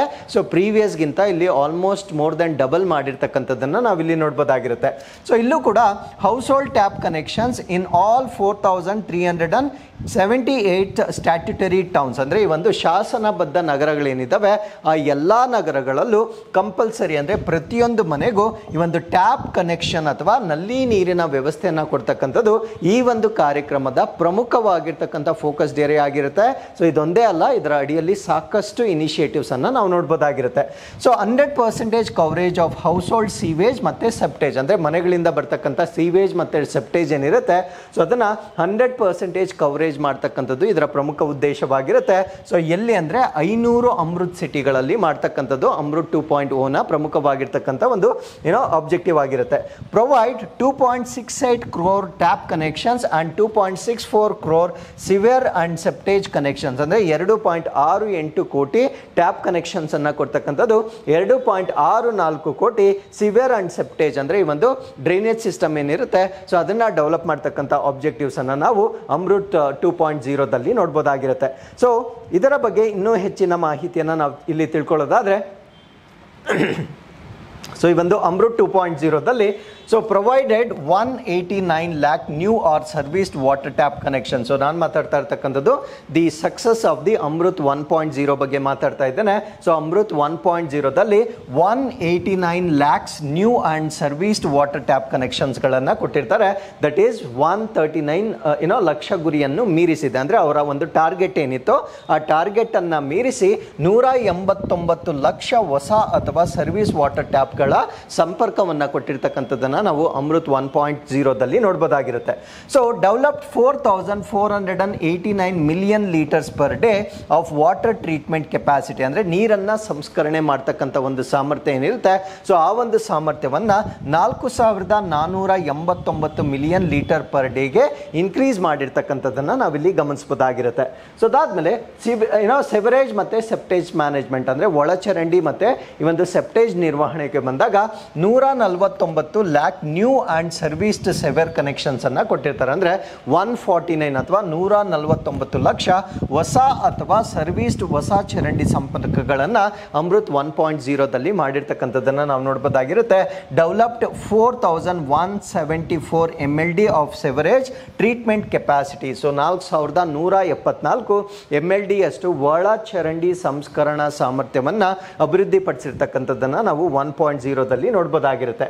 ಸೊ ಇದರ ಲಾಂಚ್ ಮತ್ತು ಆಬ್ಜೆಕ್ಟಿವ್ಸನ್ನು ನಾವು ನೋಡೋದಾದರೆ, ಸೊ ಅಮೃತ್ 1.0ನ ಲಾಂಚ್ ಮಾಡಿರ್ತಕ್ಕಂಥದ್ದು ಜೂನ್ 2015 ಲಾಂಚ್ ಮಾಡಲಾಗಿರುತ್ತೆ. ಇದರ ಗುರಿ ಏನಾಗಿತ್ತು ಅಂದರೆ ಬೇಸಿಕ್ ಸಿವಿಕ್ ಅಮ್ಯುನಿಟೀಸ್. ಆ ಅಮ್ಯುನಿಟೀಸ್ ಏನೇನಂತ ನಾನು ಚಿತ್ರದಲ್ಲೇ ಆಲ್ರೆಡಿ ಹೇಳಿರ್ತೇನೆ. ಸೊ ಅದಾದಮೇಲೆ ನೆಕ್ಸ್ಟ್ ಪಾಯಿಂಟ್, ಇದರಲ್ಲಿ ಬರ್ತಕ್ಕಂಥ ಕೀ ಕಾಂಪೊನೆಂಟ್ಸ್ ಯಾವುದು ಅಂದರೆ, ಒಂದು ವಾಟರ್ ಸಪ್ಲೈ ಅಂದರೆ ನೀರನ್ನು ಸರಬರಾಜು ಮಾಡ್ತಕ್ಕಂಥದ್ದು. ಅದರ ಅರ್ಥ ಏನು ಅಂದರೆ ಟ್ಯಾಪ್ ಕನೆಕ್ಷನ್ಸನ್ನು ಕೊಡ್ತಕ್ಕಂಥದ್ದು ಇದರ ಫಸ್ಟ್ ಅಬ್ಜೆಕ್ಟಿವ್ ಆಗಿರುತ್ತೆ. ಎರಡನೇದು ಸೆವರೇಜ್ ಮತ್ತು ಸೆಪ್ಟೇಜ್ ಮ್ಯಾನೇಜ್ಮೆಂಟ್, ಒಳ ಚರಂಡಿ ಮತ್ತು ಈ ಒಂದು ಸೆಪ್ಟೇಜ್ ಮ್ಯಾನೇಜ್ಮೆಂಟ್ ಕೂಡ ಇದರಲ್ಲಿ ಬರುತ್ತೆ. ಸೊ ಅದಾದಮೇಲೆ ಸ್ಟಾರ್ಮ್ ವಾಟರ್ ಡ್ರೈನೇಜ್ ಅಂದರೆ ಈ ಒಂದು ಮಳೆ ಬಂದಾಗ ಬರ್ತಕ್ಕಂಥ ಪ್ರವಾಹವನ್ನು ನಿರ್ವಹಣೆ ಮಾಡ್ತಕ್ಕಂಥದ್ದು. ಸೊ ಈ ಒಂದು ಪಾಯಿಂಟನ್ನು ಕೂಡ ನಾವಿಲ್ಲಿ ನೋಡ್ಬೋದಾಗಿರುತ್ತೆ. Urban transportation, so as I told you before, ಇದು ಮೋಟರೈಸ್ಡ್ ಅರ್ಬನ್ ಟ್ರಾನ್ಸ್ಪೋರ್ಟೇಷನ್ ಆಗೋದಿಲ್ಲ, ವಾಕಿಂಗ್ ಮತ್ತೆ ಸೈಕ್ಲಿಂಗ್ ಅಂತ ನಾವೇನು ಹೇಳ್ತೇವೆ. ಸೊ ಇದಕ್ಕೆ ಸಂಬಂಧಪಟ್ಟಂತೆ ಮೂಲ ಸೌಕರ್ಯಗಳನ್ನು ಅಭಿವೃದ್ಧಿ ಮಾಡ್ತಕ್ಕಂಥದ್ದು. ಗ್ರೀನ್ ಸ್ಪೇಸಸ್ ಅಂದರೆ ಪಾರ್ಕ್ಗಳನ್ನು ಅಥವಾ ಉದ್ಯಾನವನಗಳನ್ನು ಓಪನ್ ಮಾಡ್ತಕ್ಕಂಥದ್ದು ಇದರ ಆಬ್ಜೆಕ್ಟಿವ್ಸ್ ಅಲ್ಲಿ ಬರ್ತಕ್ಕಂಥ ವಿಷಯಗಳಾಗಿರ್ತವೆ. ಸೊ ಇಂಪ್ಲಿಮೆಂಟೇಷನ್ ಮತ್ತೆ ಫಂಡಿಂಗ್ ಅನ್ನು ನಾವು ನೋಡೋದಾದ್ರೆ, ಸೊ 500 ಸಿಟೀಸ್ ಅನ್ನ ಕವರ್ ಮಾಡ್ತಕ್ಕಂಥದ್ದು ಇದರ ಉದ್ದೇಶವಾಗಿರುತ್ತೆ. Including all cities and towns with a population of over 1 lakh ಅಂದರೆ 1 ಲಕ್ಷಕ್ಕಿಂತ ಹೆಚ್ಚು ಪಾಪ್ಯುಲೇಷನ್ ಇರ್ತಕ್ಕಂಥ ಎಲ್ಲ ನಗರಗಳನ್ನು ಕವರ್ ಮಾಡ್ತಕ್ಕಂಥದ್ದು ಇದರ ಉದ್ದೇಶವಾಗಿತ್ತು. ಸೊ ಈ ಒಂದು ಸ್ಕೀಮ್ ಏನಿದೆ ಇದನ್ನ ನಾವು ಸೆಂಟ್ರಲಿ ಸ್ಪಾನ್ಸರ್ಡ್ ಅಥವಾ ಕೇಂದ್ರ ಅನುದಾನಿತ ಯೋಜನೆ ಅಂತ ಕರಿತೇವೆ. ಸೊ ಇದನ್ನ 2015-16ರಿಂದ 2019-20 ವೇಳೆಗೆ ಅಂದರೆ 5 ವರ್ಷಗಳ ಕಾಲ ಇಂಪ್ಲಿಮೆಂಟ್ ಆಗಿರ್ತಕ್ಕಂಥ ಒಂದು ಕಾರ್ಯಕ್ರಮವಾಗಿರುತ್ತೆ. So with this let's get into question number 3. Deen Dayal Upadhyaya Gram Jyoti ಯೋಜನೆಯಲ್ಲಿ ಯಾವ ರೀತಿಯ ಫೀಡರ್ಗಳನ್ನು ಪ್ರತ್ಯೇಕಿಸಲಾಗಿದೆ? Which type of feeders are separated under Deen Dayal Upadhyaya Gram Jyoti ಯೋಜನಾ ಅಥವಾ ಸ್ಕೀಮ್. ಸೊ ಈ ಒಂದು ಯೋಜನೆಯಲ್ಲಿ ಫೀಡರ್ಸ್ ಅಂತ ಕರೀತೇವೆ. Feeder is nothing but electricity feeder ಏನಿರುತ್ತೆ. ಸೊ ಈ ಒಂದು ಯೋಜನೆ ಅಡಿಯಲ್ಲಿ 2 ಪ್ರತ್ಯೇಕವಾಗಿರ್ತಕ್ಕಂಥ ಫೀಡರ್ಸ್ ಆಗಿ ಸಪರೇಟ್ ಮಾಡಿರ್ತಾರೆ. ಆ ಫೀಡರ್ಸ್ ಯಾವುದು ಅನ್ನೋದು ನಮ್ಮ ಪ್ರಶ್ನೆ ಆಗಿರುತ್ತೆ. ಈ ಪ್ರಶ್ನೆಗೆ ಸರಿಯಾದ ಉತ್ತರ ಕೃಷಿ ಮತ್ತು ಕೃಷಿಯೇತರ ಫೀಡರ್ಗಳು. ಅಂದರೆ ಅಗ್ರಿಕಲ್ಚರ್ಗೆ ಬಳಕೆ ಮಾಡ್ತಕ್ಕಂಥ ವಿದ್ಯುತ್ ಮತ್ತು ನಾನ್ ಅಗ್ರಿಕಲ್ಚರ್ ಯೂಸಸ್ ಏನಿರುತ್ತೆ, ಸೊ ಇವೆರಡನ್ನ ಪ್ರತ್ಯೇಕಗೊಳಿಸಿರ್ತಕ್ಕಂಥದ್ದನ್ನು ನಾವು ಈ ಒಂದು ಯೋಜನೆಯಲ್ಲಿ ನೋಡ್ಬೋದಾಗಿರುತ್ತೆ. ಸೊ ಈ ಒಂದು ಯೋಜನೆಯ ಜೊತೆಗೆ ನಮ್ಮ ಭಾರತ ದೇಶದಲ್ಲಿ ಒಂದು ಎಲೆಕ್ಟ್ರಿಸಿಟಿಗೆ ಸಂಬಂಧಪಟ್ಟಂತೆ ಅಂದರೆ ವಿದ್ಯುತ್ ಸಂಪರ್ಕಕ್ಕೆ ಸಂಬಂಧಪಟ್ಟಂತೆ ಹಲವಾರು ಯೋಜನೆಗಳನ್ನು ಲಾಂಚ್ ಮಾಡಿರ್ತಾರೆ. ಆ ಯೋಜನೆಗಳಲ್ಲಿ ಇರ್ತಕ್ಕಂಥ ಸಣ್ಣ ಸಣ್ಣ ವ್ಯತ್ಯಾಸಗಳೇನು ಅಂತ ನಾವಿಲ್ಲಿ ಡಿಸ್ಕಸ್ ಮಾಡಿಬಿಟ್ಟು, ಸೊ ಅದಾದಮೇಲೆ DDU-GJY ಬಗ್ಗೆ ಸಂಪೂರ್ಣ ಮಾಹಿತಿಯನ್ನು ಡಿಸ್ಕಸ್ ಮಾಡ್ತಾ ಬರೋಣ. So as I told you in the question, ಇದನ್ನು ನಾವು ದೀನ್ ದಯಾಳ್ ಉಪಾಧ್ಯಾಯ ಗ್ರಾಮ ಜ್ಯೋತಿ ಯೋಜನೆ ಅಂತ ಕರಿತೇವೆ. ಸೊ ಇದನ್ನು ಅನೌನ್ಸ್ ಮಾಡಿರ್ತಕ್ಕಂಥದ್ದು 2015 ಅನೌನ್ಸ್ ಮಾಡಿರ್ತಾರೆ. ಸೊ ಇದರ ಉದ್ದೇಶ ಏನಾಗಿತ್ತು ಅಂದರೆ 100% ಎಲೆಕ್ಟ್ರಿಫಿಕೇಶನ್ ಆಫ್ ವಿಲೇಜಸ್ ಅಂದರೆ ಎಲ್ಲ ಗ್ರಾಮಗಳಲ್ಲೂ 100% ಈ ಒಂದು ವಿದ್ಯುತ್ ಸಂಪರ್ಕವನ್ನು ಕೊಡ್ತಕ್ಕಂಥದ್ದು ಇದರ ಉದ್ದೇಶವಾಗಿತ್ತು. ಸೊ ವಿತಿನ್ 1000 ಡೇಸ್ ಅಂದರೆ 1000 ದಿನಗಳಲ್ಲಿ. ಬಟ್ ಈ ಒಂದು ಟಾರ್ಗೆಟ್ ಏನಿರುತ್ತೆ ಆ ಟಾರ್ಗೆಟ್ಗಿಂತ ಮುಂಚೆ ಅಂದರೆ 987 ಡೇಸಲ್ಲಿ ಸೊ ಈ ಒಂದು ಟಾರ್ಗೆಟ್ ಅನ್ನು ಕಂಪ್ಲೀಟ್ ಮಾಡಿರ್ತಕ್ಕಂಥದ್ದನ್ನು ನಾವು ನೋಡ್ಬೋದಾಗಿರುತ್ತೆ. ಸೊ ಎರಡನೇ ಯೋಜನೆಯನ್ನು ನಾವು ಸೌಭಾಗ್ಯ ಯೂನಿವರ್ಸಲ್ ಹೌಸ್ ಹೋಲ್ಡ್ ಎಲೆಕ್ಟ್ರಿಫಿಕೇಶನ್ ಅಂತ ಕರಿತೇವೆ. So you should know the differences. ನಾನು ಇಷ್ಟೊತ್ತು ಹೇಳಿದ್ದು ದೀನ್ ದಯಾಳ್ ಉಪಾಧ್ಯಾಯ ಯೋಜನೆ ಆಗಿರುತ್ತೆ. ಸೊ ನಾನು ಇವಾಗ ಹೇಳ್ತಾ ಇರ್ತಕ್ಕಂಥದ್ದು ಸೌಭಾಗ್ಯ ಯೋಜನೆ ಅಂತ ಕರಿತೇವೆ. ಸೌಭಾಗ್ಯ ಯೋಜನೆಯ ಉದ್ದೇಶ ಏನಾಗಿರುತ್ತೆ ಅಂದರೆ ಲಾಸ್ಟ್ ಮೈಲ್ ಕನೆಕ್ಟಿವಿಟಿ ಅಂತ ಕರಿತೇವೆ. ಅಂದರೆ even the remotest place of India ಏನಿರುತ್ತೆ ಆ ಪ್ರದೇಶಗಳಿಗೂ ಕೂಡ ವಿದ್ಯುತ್ತನ್ನು ತಲುಪಿಸ್ತಕ್ಕಂಥದ್ದು Saubhagya universal household electrification ಕಾರ್ಯಕ್ರಮವಾಗಿರುತ್ತೆ. ಬಟ್ ಅದೇ ದೀನ್ ದಯಾಳ್ ಅಂತ ಬಂದಾಗ 100% ಎಲೆಕ್ಟ್ರಿಫಿಕೇಶನ್ ಆಫ್ ವಿಲೇಜಸ್ ಎಲ್ಲ ಗ್ರಾಮಗಳನ್ನು 100% ಎಲೆಕ್ಟ್ರಿಫೈ ಮಾಡ್ತಕ್ಕಂಥದ್ದು ಇದರ ಉದ್ದೇಶವಾಗಿತ್ತು. ಸೌಭಾಗ್ಯ ಅಂತ ಬಂದಾಗ ಲಾಸ್ಟ್ ಮೈಲ್ ಕನೆಕ್ಟಿವಿಟಿ ಅಂತ ಕರಿತೇವೆ. ಅಂದರೆ ಕೊನೆಯ ಅಥವಾ ರಿಮೋಟೆಸ್ಟ್ ಪ್ಲೇಸ್ ಏನಿರುತ್ತೆ ಅಲ್ಲಿಗೂ ಕೂಡ ವಿದ್ಯುತ್ತನ್ನು ಸಂಪರ್ಕ ಮಾಡ್ತಕ್ಕಂಥ ಯೋಜನೆಯನ್ನು ನಾವು ಸೌಭಾಗ್ಯ ಯೋಜನೆ ಅಂತ ಕರಿತೇವೆ. ಸೊ ಮೂರನೇದನ್ನು ನಾವು ಉಜಾಲಾ ಯೋಜನೆ ಅಂತ ಕರಿತೇವೆ. ಸೊ ಈ ಒಂದು ಉಜಾಲಾ ಯೋಜನೆಯ ಫುಲ್ ಫಾರ್ಮ್ ಏನಾಗಿರುತ್ತೆ ಅಂದರೆ Unnat Jyoti by affordable LED for all ಅಂತ ಕರಿತೇವೆ. ಅಂದರೆ ನಾವು ಮುಂಚೆ ಈ ಯೆಲ್ಲೋ ಕಲರ್ ಬಲ್ಬ್ಸ್ ಅಥವಾ ಇನ್ಕ್ಯಾಂಡಿಸೆಂಟ್ ಬಲ್ಬ್ಸ್ಗಳನ್ನು ಯೂಸ್ ಮಾಡ್ತಾ ಇದ್ವಿ. ಸೊ ಅದರಲ್ಲಿ ಸಾಕಷ್ಟು ವಿದ್ಯುತ್ ನಷ್ಟ ಆಗ್ತಾ ಇತ್ತು. ಸೊ ಆ ಒಂದು ನಷ್ಟವನ್ನು ಕಡಿಮೆ ಮಾಡಲಿಕ್ಕೆ LED ಬಲ್ಬ್ಗಳನ್ನು ಇಂಟ್ರಡ್ಯೂಸ್ ಮಾಡ್ತಾರೆ. ಸೊ ಅದನ್ನು ಹೆಚ್ಚಾಗಿ ಬಳಕೆ ಮಾಡಲಿಕ್ಕೆ ಪ್ರೋತ್ಸಾಹ ಮಾಡಲಿಕ್ಕೆ ಉಜಾಲಾ ಯೋಜನೆಯನ್ನು ನಮ್ಮ ಭಾರತ ದೇಶದಲ್ಲಿ ಸ್ಟಾರ್ಟ್ ಮಾಡ್ತಾರೆ. ಇದನ್ನು ನಾವು world's largest LED distribution program ಅಂತ ಕರಿತೇವೆ. Over 200 crore LED bulbs have been sold in the country since the launch of Ujala. So ಈ ಒಂದು ಉಜಾಲವನ್ನು ಲಾಂಚ್ ಮಾಡಿದ ನಂತರ ನಮ್ಮ ಭಾರತ ದೇಶದಲ್ಲಿ 200 ಕೋಟಿಯಷ್ಟು LED ಬಲ್ಬ್ಗಳು ಸೇಲ್ ಆಗಿರ್ತಕ್ಕಂಥದ್ದನ್ನು ನಾವು ನೋಡ್ಬೋದಾಗಿರುತ್ತೆ. ಸೊ ಈ ಒಂದು ಕಾರ್ಯಕ್ರಮವನ್ನು ನಾವು ಉಜಾಲಾ ಅಂತ ಕರಿತೇವೆ. ಉಜ್ವಲ ಅಂತ ಬಂದಾಗ ಅದು LPG ಕನೆಕ್ಷನ್ಸ್ ಅನ್ನು ಕೊಡ್ತಕ್ಕಂಥದ್ದು. ಉಜಾಲಾ ಅಂತ ಬಂದಾಗ LED ಕನೆಕ್ಷನ್ಸ್ ಅನ್ನು ಕೊಡ್ತಕ್ಕಂಥದ್ದನ್ನು ನಾವು ಉಜಾಲಾ ಅಂತ ಕರಿತೇವೆ. Next, one nation one grid one price ಅಂತ ಕರಿತೇವೆ. ಸೊ ಇವಾಗ ನಮ್ಮ ಭಾರತ ದೇಶದಲ್ಲಿ ಉತ್ಪತ್ತಿ ಆಗ್ತಕ್ಕಂಥ ಎಲ್ಲ ವಿದ್ಯುತ್ತನ್ನು ಒಂದೇ ಗ್ರಿಡ್ಗೆ ಕನೆಕ್ಟ್ ಮಾಡ್ತಕ್ಕಂಥದ್ದು. ಸೊ ಈ ಒಂದು ಕನೆಕ್ಷನ್ ಇಂದ ಏನಾಗುತ್ತೆ ಅಂದರೆ, ಸೊ ಯಾವ ರಾಜ್ಯದಲ್ಲಿ ಸರ್ಪ್ಲೆಸ್ ಇರುತ್ತೆ ಆ ರಾಜ್ಯದ ವಿದ್ಯುತ್ ಬೇರೆ ರಾಜ್ಯಕ್ಕೆ ಸಪ್ಲೈ ಆಗುತ್ತೆ. ಯಾವ ರಾಜ್ಯದಲ್ಲಿ ಡೆಫಿಸಿಟ್ ಇರುತ್ತೆ ಅವರು ಈ ಒಂದು ಅಡ್ವಾಂಟೇಜ್ ಅನ್ನು ಪಡ್ಕೊಳ್ಬೋದಾಗಿರುತ್ತೆ. ಸೊ ಈ ಒಂದು ಅಡ್ವಾಂಟೇಜ್ ಪಡ್ಕೊಳ್ಳಬೇಕಾಗಿದ್ದರೆ ನಮ್ಮ ಭಾರತ ದೇಶದ ಎಂಟೈರ್ ಎಲೆಕ್ಟ್ರಿಸಿಟಿ ಕನೆಕ್ಷನ್ ಅನ್ನ ಒನ್ ಗ್ರಿಡ್ ಆಗಿ ಕನ್ವರ್ಟ್ ಮಾಡಬೇಕಾಗಿರುತ್ತೆ. ಸೊ ಆ ಒಂದು ಯೋಜನೆಯನ್ನ ನಾವು one nation one grid one price ಅಂತ ಕರಿತೇವೆ. ಸೊ ಇದನ್ನ ನಾವು rapid expansion of transmission network ಅಂತ ಕರಿತೇವೆ. ಅಂದ್ರೆ ಈ ಒಂದು ವಿದ್ಯುತ್ ಪ್ರಸರಣ ವ್ಯವಸ್ಥೆ ಏನಿರುತ್ತೆ ಸೊ ಅದನ್ನ ತ್ವರಿತವಾಗಿ ಎಕ್ಸ್ಪ್ಯಾಂಡ್ ಮಾಡ್ತಕ್ಕಂಥ ಒಂದು ಕಾರ್ಯಕ್ರಮವಾಗಿರುತ್ತೆ. Transformation capacity double growth since March 2014. So 2014ರಿಂದ ಈ ಟ್ರಾನ್ಸ್ಫಾರ್ಮೇಷನ್ ಏನಿರುತ್ತೆ ಅದು ಡಬಲ್ ಡಿಜಿಟ್ ಅಲ್ಲಿ ಗ್ರೋತ್ ಆಗಿರ್ತಕ್ಕಂಥದ್ದು, ಅಥವಾ ಮುಂಚೆ ಎಷ್ಟಿತ್ತು ಸೊ ಅದಕ್ಕಿಂತ ದ್ವಿಗುಣಗೊಂಡಿರ್ತಕ್ಕಂಥದ್ದನ್ನ ನಾವು ನೋಡ್ಬೋದಾಗಿರುತ್ತೆ. ಸೊ ಟ್ರಾನ್ಸ್ಫಾರ್ಮೇಷನ್ ಲೈನ್ಸ್ ಏನಿರುತ್ತೆ ಅಥವಾ ಈ ಒಂದು ವಿದ್ಯುತ್ನ ಲೈನ್ಗಳು ಏನಿರ್ತವೆ 55% ಗ್ರೋತ್ ಸಿನ್ಸ್ ಮಾರ್ಚ್ 2014. ಸೊ 2014ಇಂದ ಸೊ ಅದು 55% ಎಕ್ಸ್ಟ್ರಾ ಇನ್ಕ್ರೀಸ್ ಆಗಿರ್ತಕ್ಕಂಥದ್ದನ್ನ ನಾವು ನೋಡ್ಬೋದಾಗಿರುತ್ತೆ. ಸೊ ಈ ಒಂದು ಕಾರ್ಯಕ್ರಮನ ಲಾಂಚ್ ಮಾಡಿರ್ತಕ್ಕಂಥ ಉದ್ದೇಶ ಏನಂದ್ರೆ ಸರ್ಪ್ಲಸ್ ಎಲೆಕ್ಟ್ರಿಸಿಟಿ ಏನಿರುತ್ತೆ ಸೊ ಅದನ್ನ ಈ ಒಂದು ಪವರ್ ಡೆಫಿಸಿಟ್ ಇರ್ತಕ್ಕಂಥ ಸ್ಟೇಟ್ಸ್ಗೆ ಕನೆಕ್ಟ್ ಮಾಡೋದ್ರಿಂದ ಸೊ ಅವರು ಕೊಡ್ತಕ್ಕಂಥ ವಿದ್ಯುತ್ ಪಾವತಿ ಏನಿರುತ್ತೆ ಸೊ ಅದನ್ನ ಕಡಿಮೆ ಮಾಡ್ತಕ್ಕಂಥದ್ದು ಇದರ ಪ್ರಮುಖವಾಗಿರ್ತಕ್ಕಂಥ ಉದ್ದೇಶವಾಗಿರುತ್ತೆ. ಸೊ ಈಗ ನಾವು ವಾಪಸ್ ಬರೋಣ. ದೀನ್ ದಯಾಳ್ ಉಪಾಧ್ಯಾಯ ಗ್ರಾಮ ಜ್ಯೋತಿ ಯೋಜನೆ ಬಗ್ಗೆ ನಾವು ಡಿಸ್ಕಸ್ ಮಾಡೋಣ. ಸೊ ಇದೊಂದು ಫ್ಲಾಗ್ಶಿಪ್ ಕಾರ್ಯಕ್ರಮವಾಗಿರುತ್ತೆ. ಸೊ ಈ ಒಂದು ಕಾರ್ಯಕ್ರಮದ ಉದ್ದೇಶ ಏನಾಗಿತ್ತು ಅಂದ್ರೆ ರೂರಲ್ ಎಲೆಕ್ಟ್ರಿಫಿಕೇಶನ್ ಅಥವಾ ನಮ್ಮ ಭಾರತ ದೇಶದ ಪ್ರತಿಯೊಂದು ಹಳ್ಳಿಗೂ ವಿದ್ಯುತ್ ಸಂಪರ್ಕವನ್ನ ಕೊಡ್ತಕ್ಕಂಥ ಉದ್ದೇಶದಿಂದ ಈ ಒಂದು ಕಾರ್ಯಕ್ರಮವನ್ನ 2015ರಲ್ಲಿ ಲಾಂಚ್ ಮಾಡಲಾಗಿರುತ್ತೆ. ಸೊ ಇದರ ಆಬ್ಜೆಕ್ಟಿವ್ ಏನು ಅಂದ್ರೆ to provide continuous power supply to rural India. So ಮುಂಚೆ ಸೊ 6 ಅವರ್ಸ್ ಇದ್ರೆ 8 ಅವರ್ಸ್ ಇರ್ತಾ ಇರಲಿಲ್ಲ, ಆ ಥರ ಶಿಫ್ಟ್ಸ್ ಅಲ್ಲಿ ಕರೆಂಟ್ ಬರ್ತಾ ಇತ್ತು. ಬಟ್ ಕಂಟಿನ್ಯೂಸ್ಲಿ ಅಂದ್ರೆ ನಿರಂತರವಾಗಿ ವಿದ್ಯುತ್ ಅನ್ನ ಕೊಡ್ತಕ್ಕಂಥದ್ದು ಇದರ ಉದ್ದೇಶವಾಗಿತ್ತು. Separating agricultural and non agricultural feeders ಅಂದ್ರೆ ಈ ಒಂದು ಕೃಷಿಗೆ ಬರ್ತಕ್ಕಂಥ ಲೈನ್ಸ್ ಏನಿರುತ್ತೆ ಕೃಷಿಯೇತರ ಚಟುವಟಿಕೆಗಳಿಗೆ ಬರ್ತಕ್ಕಂಥ ಅಂದ್ರೆ ಮನೆಯಲ್ಲಿ ಹೌಸ್ ಹೋಲ್ಡ್ ಚಟುವಟಿಕೆಗಳೇನಿರ್ತವೆ ಸೊ ಇವೆರಡಕ್ಕೂ ಫೀಡರ್ಸ್ ಅನ್ನ ಸಪರೇಟ್ ಮಾಡ್ತಕ್ಕಂಥದ್ದು ಕೂಡ ಈ ಒಂದು ಯೋಜನೆಯ ಉದ್ದೇಶವಾಗಿತ್ತು. And strengthening the sub transmission and distribution of the infrastructure ಅಂದ್ರೆ ಈ ಒಂದು ಸಬ್ ಟ್ರಾನ್ಸ್ಮಿಷನ್ ಏನಿರುತ್ತೆ ಅಂದ್ರೆ ಮೇನ್ ಲೈನ್ಸ್ ಇಂದ ಸಬ್ ಲೈನ್ಗೆ ಏನ್ ಟ್ರಾನ್ಸ್ಮಿಷನ್ ಇರುತ್ತೆ ಅದರ ಮೂಲ ಸೌಕರ್ಯಗಳನ್ನ ವೃದ್ಧಿ ಮಾಡ್ತಕ್ಕಂಥದ್ದು ಕೂಡ ಈ ಒಂದು ಯೋಜನೆಯಲ್ಲಿ ಬರ್ತಕ್ಕಂಥ ಆಬ್ಜೆಕ್ಟಿವ್ ಆಗಿತ್ತು. ಸೊ ಟಾರ್ಗೆಟ್ ಬೆನಿಫಿಷಿಯರೀಸ್ ಅಂದ್ರೆ ಈ ಒಂದು ಕಾರ್ಯಕ್ರಮದ ಫಲಾನುಭವಿಗಳು ಯಾರಿರ್ಬೋದು ಅಂದ್ರೆ ರೂರಲ್ ಹೌಸ್ ಹೋಲ್ಡ್ಸ್ ಅಂದ್ರೆ ಗ್ರಾಮೀಣ ಕುಟುಂಬಸ್ಥರು ಇದರ ಫಲಾನುಭವಿಗಳಾಗಿರ್ತಾರೆ. ಎಸ್ಪೆಷಲಿ BPL ಅಥವಾ ಬಿಲೋ ಪಾವರ್ಟಿ ಲೈನ್ ಏನಿರ್ತಾರೆ ಸೊ ಅವರಿಗೋಸ್ಕರ ಮಾಡಿರ್ತಕ್ಕಂಥ ಒಂದು ಕಾರ್ಯಕ್ರಮವಾಗಿರುತ್ತೆ. ಅನ್ಎಲೆಕ್ಟ್ರಿಫೈಡ್ ವಿಲೇಜಸ್ ಅಂಡ್ ಹೌಸ್ ಹೋಲ್ಡ್ಸ್ ಅಂದ್ರೆ ಎಲ್ಲಿ ವಿದ್ಯುತ್ ಇನ್ನೂ ಕನೆಕ್ಟ್ ಆಗಿರ್ತಕ್ಕಂಥ ಹಳ್ಳಿ ಇರುತ್ತೆ, ಯಾವ ಮನೆಗೆ ವಿದ್ಯುತ್ ಇನ್ನೂ ಕನೆಕ್ಟ್ ಆಗಿರೋದಿಲ್ಲ ಸೊ ಅವರನ್ನ ಈ ಒಂದು ಕಾರ್ಯಕ್ರಮದಲ್ಲಿ ನಾವು ಬೆನಿಫಿಷಿಯರೀಸ್ ಅಂತ ಕನ್ಸಿಡರ್ ಮಾಡಬಹುದಾಗಿರುತ್ತೆ. ಅದ್ರ ಜೊತೆಗೆ ಈ ಒಂದು ಸೌಭಾಗ್ಯ ಸ್ಕೀಮ್ನ ಅಡಿಯಲ್ಲಿ ಯಾರ್ಯಾರು ಮಿಸ್ ಆಗಿರ್ತಾರೆ, ಸೌಭಾಗ್ಯ ಅಂದ್ರೆ ಸೊ ಈ ಒಂದು ಲಾಸ್ಟ್ ಮೈಲ್ ಕನೆಕ್ಟಿವಿಟಿ ಅಂತ ನಾವೇನು ಹೇಳಿದ್ದೇವೆ ಸೊ ಅದರಲ್ಲಿ ಯಾರು ಮಿಸ್ ಆಗಿರ್ತಾರೆ ಸೊ ಆ ಒಂದು ಪ್ರದೇಶಗಳಿಗೂ ಕೂಡ ವಿದ್ಯುತ್ ಅನ್ನ ಕೊಡ್ತಕ್ಕಂಥದ್ದನ್ನ ಸೊ ನಾವು ಈ ಒಂದು ಕಾರ್ಯಕ್ರಮದಲ್ಲಿ ಬೆನಿಫಿಷಿಯರೀಸ್ ಆಗಿ ನಾವು ನೋಡ್ಬೋದಾಗಿರುತ್ತೆ. ಸೊ ಇದರ ಬೆನಿಫಿಟ್ಸ್ ಏನಾಗಿದೆ ಅಂತ ನಾವು ನೋಡೋದಾದ್ರೆ improved health, education, banking services in the rural areas. Because ಯಾವುದೇ ಒಂದು ಕ್ಷೇತ್ರದಲ್ಲಿ ಇವಾಗ ವಿದ್ಯುತ್ ಅಂತಕ್ಕಂಥದ್ದು ಕಂಪಲ್ಸರಿ ಕಾಂಪೊನೆಂಟ್ ಆಗಿರುತ್ತೆ. ಬ್ಯಾಂಕ್ಗೆ ಹೋದ್ರು ಅಲ್ಲಿ ಸಿಸ್ಟಮ್ಸ್ ಅಥವಾ ಕಂಪ್ಯೂಟರ್ಸ್ನ ಮುಖಾಂತರ ಕೆಲಸ ಮಾಡ್ತಾರೆ, ಅದಕ್ಕೆ ನಿರಂತರವಾಗಿ ಎಲೆಕ್ಟ್ರಿಸಿಟಿ ಸಪ್ಲೈ ಬೇಕಾಗಿರುತ್ತೆ. ಸೊ ಎಲ್ಲ ಕಾರಣಗಳಿಂದ ಈ ಗ್ರಾಮೀಣ ಪ್ರದೇಶದಲ್ಲಿ ಆರೋಗ್ಯ ಆಗಿರ್ಬೋದು, ಶಾಲೆ ಅಥವಾ ಶಿಕ್ಷಣ ಆಗಿರ್ಬೋದು, ಮತ್ತೆ ಈ ಒಂದು ಬ್ಯಾಂಕಿಂಗ್ ಸರ್ವಿಸ್ ಆಗಿರ್ಬೋದು ಇವೆಲ್ಲ ಇಂಪ್ರೂವ್ ಆಗಿರ್ತಕ್ಕಂಥದ್ದನ್ನು ನಾವಿಲ್ಲಿ ನೋಡ್ಬೋದಾಗಿರುತ್ತೆ. ಸೊ ಅದ್ರ ಜೊತೆಗೆ ಎಕನಾಮಿಕ್ ಗ್ರೋತ್ ಅಥವಾ ಆರ್ಥಿಕವಾಗಿರ್ತಕ್ಕಂಥ ಒಂದು ಚಟುವಟಿಕೆ ಅಥವಾ ವೃದ್ಧಿ ಕೂಡ ನಾವು ನೋಡ್ಬೋದಾಗಿರುತ್ತೆ. Increased agricultural yield and growth of small businesses, ಅಂದ್ರೆ ಈ ಒಂದು ಕೃಷಿಯಲ್ಲಿ ಈ ಒಂದು ಆರ್ಥಿಕತೆಯ ವೃದ್ಧಿ ಆಗಿರ್ತಕ್ಕಂಥದ್ದು, ಮತ್ತೆ ಚಿಕ್ಕ ಚಿಕ್ಕ ವ್ಯಾಪಾರಗಳಲ್ಲಿ ಅಥವಾ ಆಂಟರ್ಪ್ರಿನರ್ಸ್ಗಳಲ್ಲಿ ಸೊ ಈ ಒಂದು ಬಿಸ್ನೆಸ್ ಇನ್ಕ್ರೀಸ್ ಆಗಿರ್ತಕ್ಕಂಥದ್ದನ್ನು ನಾವಿಲ್ಲಿ ಗಮನಿಸಬಹುದಾಗಿರುತ್ತೆ. ಸೊ ಇದರ ಕಂಪ್ಲೀಷನ್, ಸೊ ಈ ಒಂದು ಕಾರ್ಯಕ್ರಮ ಅಂತಕ್ಕಂಥದ್ದು 2022 ಮಾರ್ಚ್ 31ನೇ ತಾರೀಕಿಗೆ ಕಂಪ್ಲೀಟ್ ಆಗಿ ಸೊ ಈ ಒಂದು ಸ್ಕೀಮ್ ಅನ್ನ ಕ್ಲೋಸ್ ಮಾಡಿರ್ತಕ್ಕಂಥದ್ದನ್ನು ನಾವಿಲ್ಲಿ ನೋಡಬಹುದಾಗಿರುತ್ತೆ. So with this let's get into question number 4.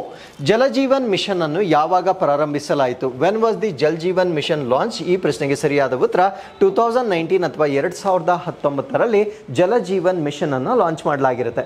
ನಾವು what is the objective of Jal Jeevan mission? Piped water supply to all rural household by 2024. So ಈ ಟಾರ್ಗೆಟ್ ಇಯರ್ಸ್ ಬಹಳ ಇಂಪಾರ್ಟೆಂಟ್ ಆಗಿರುತ್ತೆ. 2024ರ ವೇಳೆಗೆ ಪೈಪ್ಡ್ ವಾಟರ್, ನಲ್ಲಿ ಮುಖಾಂತರ ಕುಡಿಯುವ ನೀರನ್ನ ಎಲ್ಲ ಗ್ರಾಮದ ಮನೆಗಳಿಗೆ ಸಪ್ಲೈ ಮಾಡ್ತಕ್ಕಂಥ ಕಾರ್ಯಕ್ರಮವನ್ನು ನಾವು ಜಲ್ ಜೀವನ್ ಮಿಷನ್ ಅಂತ ಕರಿತೇವೆ. ಹಾಗಿದ್ರೆ ಎಷ್ಟು ಕ್ವಾಂಟಿಟಿ ಸಪ್ಲೈ ಮಾಡಬೇಕು ಅಂದ್ರೆ adequate quantity, that is 55 litres per capita or day. So 55 litre per day, ಒಂದು ಮನೆಗೆ 55 ಲೀಟರ್ ಪರ್ ಡೇ ವಾಟರ್ ಸಪ್ಲೈನ ಮಾಡ್ತಕ್ಕಂಥದ್ದು ಇದರ ಉದ್ದೇಶವಾಗಿತ್ತು. ಸೊ ಈ ನೀರು ಕ್ವಾಲಿಟಿಯನ್ನ ಕೂಡ ಇಂಪಾರ್ಟೆಂಟ್ ಆಗಿರುತ್ತೆ. ಸೊ ಆ ಕ್ವಾಲಿಟಿ ಅಂತಕ್ಕಂಥದ್ದು BIS 10500 ಕ್ವಾಲಿಟಿ ಏನಿರುತ್ತೆ ಆ ಗುಣಮಟ್ಟದ ನೀರನ್ನ ಮನೆಗಳಿಗೆ ತಲುಪಿಸ್ತಕ್ಕಂಥದ್ದು ಜಲ್ ಜೀವನ್ ಮಿಷನ್ನ ಪ್ರಮುಖವಾಗಿರ್ತಕ್ಕಂಥ ಉದ್ದೇಶವಾಗಿರುತ್ತೆ. ಸೊ ಇದು ನಮ್ಮ ಭಾರತ ದೇಶದಲ್ಲಿ ಅಂದ್ರೆ ಪರ್ಟಿಕ್ಯುಲರ್ಲಿ ನಮ್ಮ ರೂರಲ್ ಇಂಡಿಯಾದಲ್ಲಿ ಲಾಂಚ್ ಮಾಡಿದ ನಂತರ ಸಾಕಷ್ಟು ಪರಿಣಾಮವನ್ನು ಬೀರುತ್ತೆ. So it was launched in the year 2019 ನಲ್ಲಿ ಲಾಂಚ್ ಮಾಡಿರ್ತಕ್ಕಂಥ ಒಂದು ಕಾರ್ಯಕ್ರಮವಾಗಿರುತ್ತೆ. ಸೊ ಈ ಒಂದು ಕಾರ್ಯಕ್ರಮವನ್ನು ಲಾಂಚ್ ಮಾಡಿದ ನಂತರ ಈ ಒಂದು ಟ್ಯಾಪ್ ವಾಟರ್ ಆಕ್ಸೆಸಿಬಿಲಿಟಿ ಅಂತಕ್ಕಂಥದ್ದು ನಮ್ಮ ಭಾರತ ದೇಶದಲ್ಲಿ ಇನ್ಕ್ರೀಸ್ ಆಗಿರುತ್ತೆ.